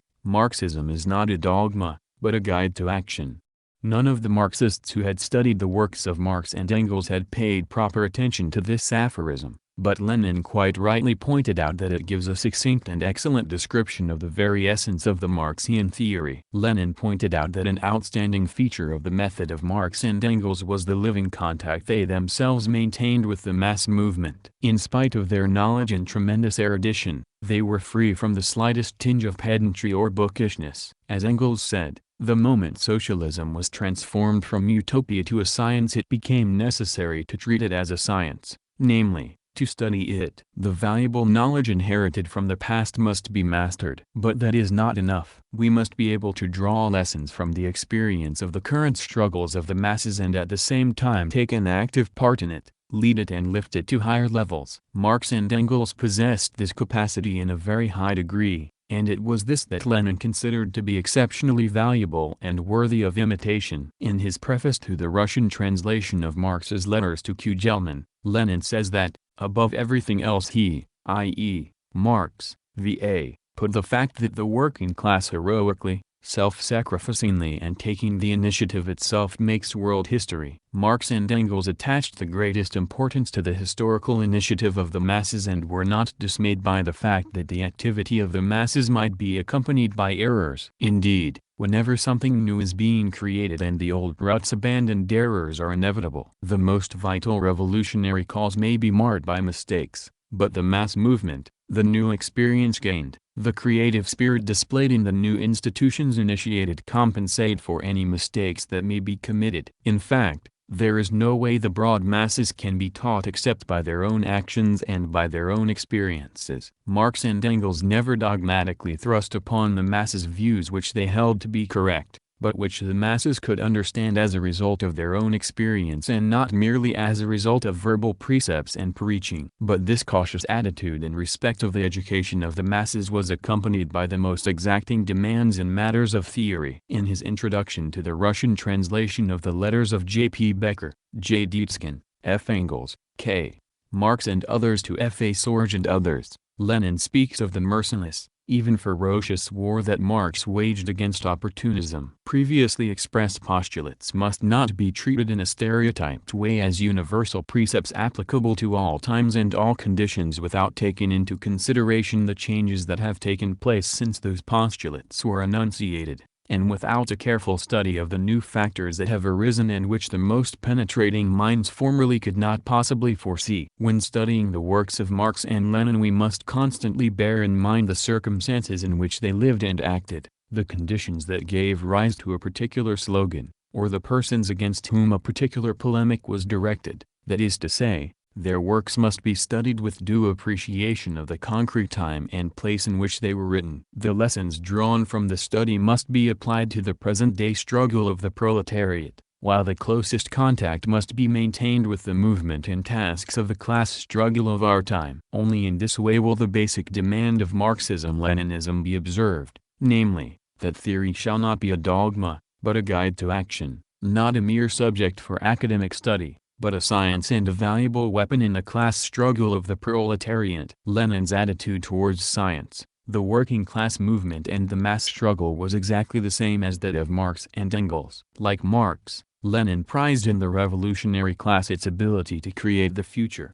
He knew how to lead the mass struggle and to combat ferociously every distortion of revolutionary Marxism, in whatever sphere it might manifest itself and under whatever flag it might proclaim itself. Lenin was able to appreciate the peculiarities of concrete circumstances, to study the works of the founders of scientific communism and to apply them to the new conditions of the working class struggle. In our own study of Lenin's works, we must strive to adopt the methods he used. We must acquire the ability to fight for revolutionary Marxism-Leninism. For there have been many opportunist distortions of Lenin's teachings since his death, and we shall encounter such distortions again in the future. We all know the efforts the Trotskyist opposition made to effect a revisionist distortion of Leninism, while similar attempts were made by the right opposition and the semi-Trotskyist leftists in the years 1928-29. In 1930, an example of the way Lenin studied the works of Marx will be found in his article Marx on the American Black Redistribution. In this article, after describing the circumstances in which Marx wrote his article in opposition to H. Kriege, whose views closely resembled those of the Russian socialist revolutionaries at the beginning of this century, and comparing the farmers' movement in America in the middle of the 19th century with the peasant movement in Russia at the end of the 19th and the beginning of the 20th century, Lenin shows how Marx combated the petty bourgeois illusions of the peasantry, while appreciating the revolutionary democratic character of the peasant movement. Lenin used this example from Marx in order to strengthen his own hand in the fight against the Mensheviks, who entirely failed to understand the significance of the peasant movement and to realize that the peasantry was the principal ally of the working class in the struggle against Tsarism. Another example is Lenin's work on the question of the state. Having studied everything that Marx and Engels ever wrote on the subject, Lenin was able to establish their real views, which had been completely mutilated by the opportunists. This alone was a tremendous service to the cause of revolutionary Marxism. But he did more than that. Basing himself on the theoretical views of Marx and Engels and applying their methods, Lenin used the experience provided by the revolutionary struggles of the proletariat in 1905 and 1917 to further develop the theory of Marx. He created the theory of the Soviet state, which arises with the establishment of the dictatorship of the proletariat. Studying the works of Lenin on this subject, we are able to follow step by step the manner in which Lenin used the Marxian method in order to solve one of the fundamental problems of the revolution, the organization of the state power of the revolutionary proletariat. A perusal of the fundamental work written by Lenin on this question, State and Revolution, reveals how carefully he studied the works of Marx and Engels, how painstakingly he transcribed individual thoughts and even fleeting remarks, the theoretical value of which, in spite of their brevity, is tremendous. In Lenin's popular lecture on the state, which gives a general review of the question of the state and represents a valuable addition to the works above enumerated and an introduction to a more profound study of the question, we find several practical suggestions as to how the works of Marx and Engels should be studied. These are only two examples of many that might be quoted. In the works of Lenin, the three component parts of the Marxian theory, philosophy, political economy and socialism, are dealt with. Lenin mastered the material in all three spheres, developing the theory of Marx and elaborating a number of important questions in the light of the facts provided by the latest development of the Proletarian Revolution. In the sphere of philosophy, he threw light on the problem of materialist dialectics. He elaborated the theory of knowledge of dialectic materialism, studied and explained the crisis of contemporary natural science, and treated the problems of historical materialism in a new way. In the sphere of economics, attention should be drawn to his works on capitalism in Russia, the development of capitalism in Russia, selected works, Volume I, on imperialism, Imperialism, the highest stage of capitalism, selected works, Volume V, on the agrarian question, the agrarian program of the Social Democrats in the First Russian Revolution, selected works, Volume 12, the agrarian question at the end of the 19th century, selected works, Volume I, and, finally, his work dealing with the economics of the transition period, State and Revolution, the immediate tasks of the Soviet government, economics and politics in the era of the dictatorship of the proletariat, all in selected works, Volume 7, the tax in kind, selected works, Volume 9, etc. In the selected works much space is devoted to Lenin's writings on the problems of socialism, the policy and tactics of the class struggle of the proletariat, the party, its program and organization, the dictatorship of the proletariat, the Soviet state and the building up of socialism. Here, too, Lenin bases himself on the theories of Marx and Engels, while at the same time making a concrete study of the complex factors of the class struggle of his own day. Lenin mastered the very essence of these problems, painstakingly collecting all that could be found in Marx and Engels on the subject he was examining. Our aim should be to make a similar study and a similar application of the works of Lenin. The writings of Lenin are a storehouse of knowledge, essential to the proletariat and invaluable in the leadership of its fight for communism. By studying the works of Lenin we shall learn to realize the significance and importance of revolutionary theory. We shall see how theory must be associated with the actual class movement and the struggle of the millions who are exploited and oppressed by capitalism. We shall learn what is meant by the communist parties leading the Proletarian Revolution and under what conditions the revolution can triumph. And, following the example of Lenin, we must learn how to participate in the struggle ourselves. The Communist Party of the Soviet Union, which was formed under Lenin's guidance and trained in the spirit of revolutionary Marxism, is carrying on and developing the socialist construction begun under Lenin's leadership and along the lines he indicated. Tens of millions of proletarians and toilers are participating in this gigantic task. Learning from the experience of the struggles and constructive work of the masses of proletarians and collective farmers, who are working for the establishment of communism, the Leninist Central Committee, headed by Comrade Stalin, best able to continue the cause of Lenin, and the whole of the party, is developing the policy, the tactics and the theory of Marxism-Leninism. For an understanding of Leninism it is important to study the present work of the Communist Party of the Soviet Union and the socialist construction now in progress under its guidance,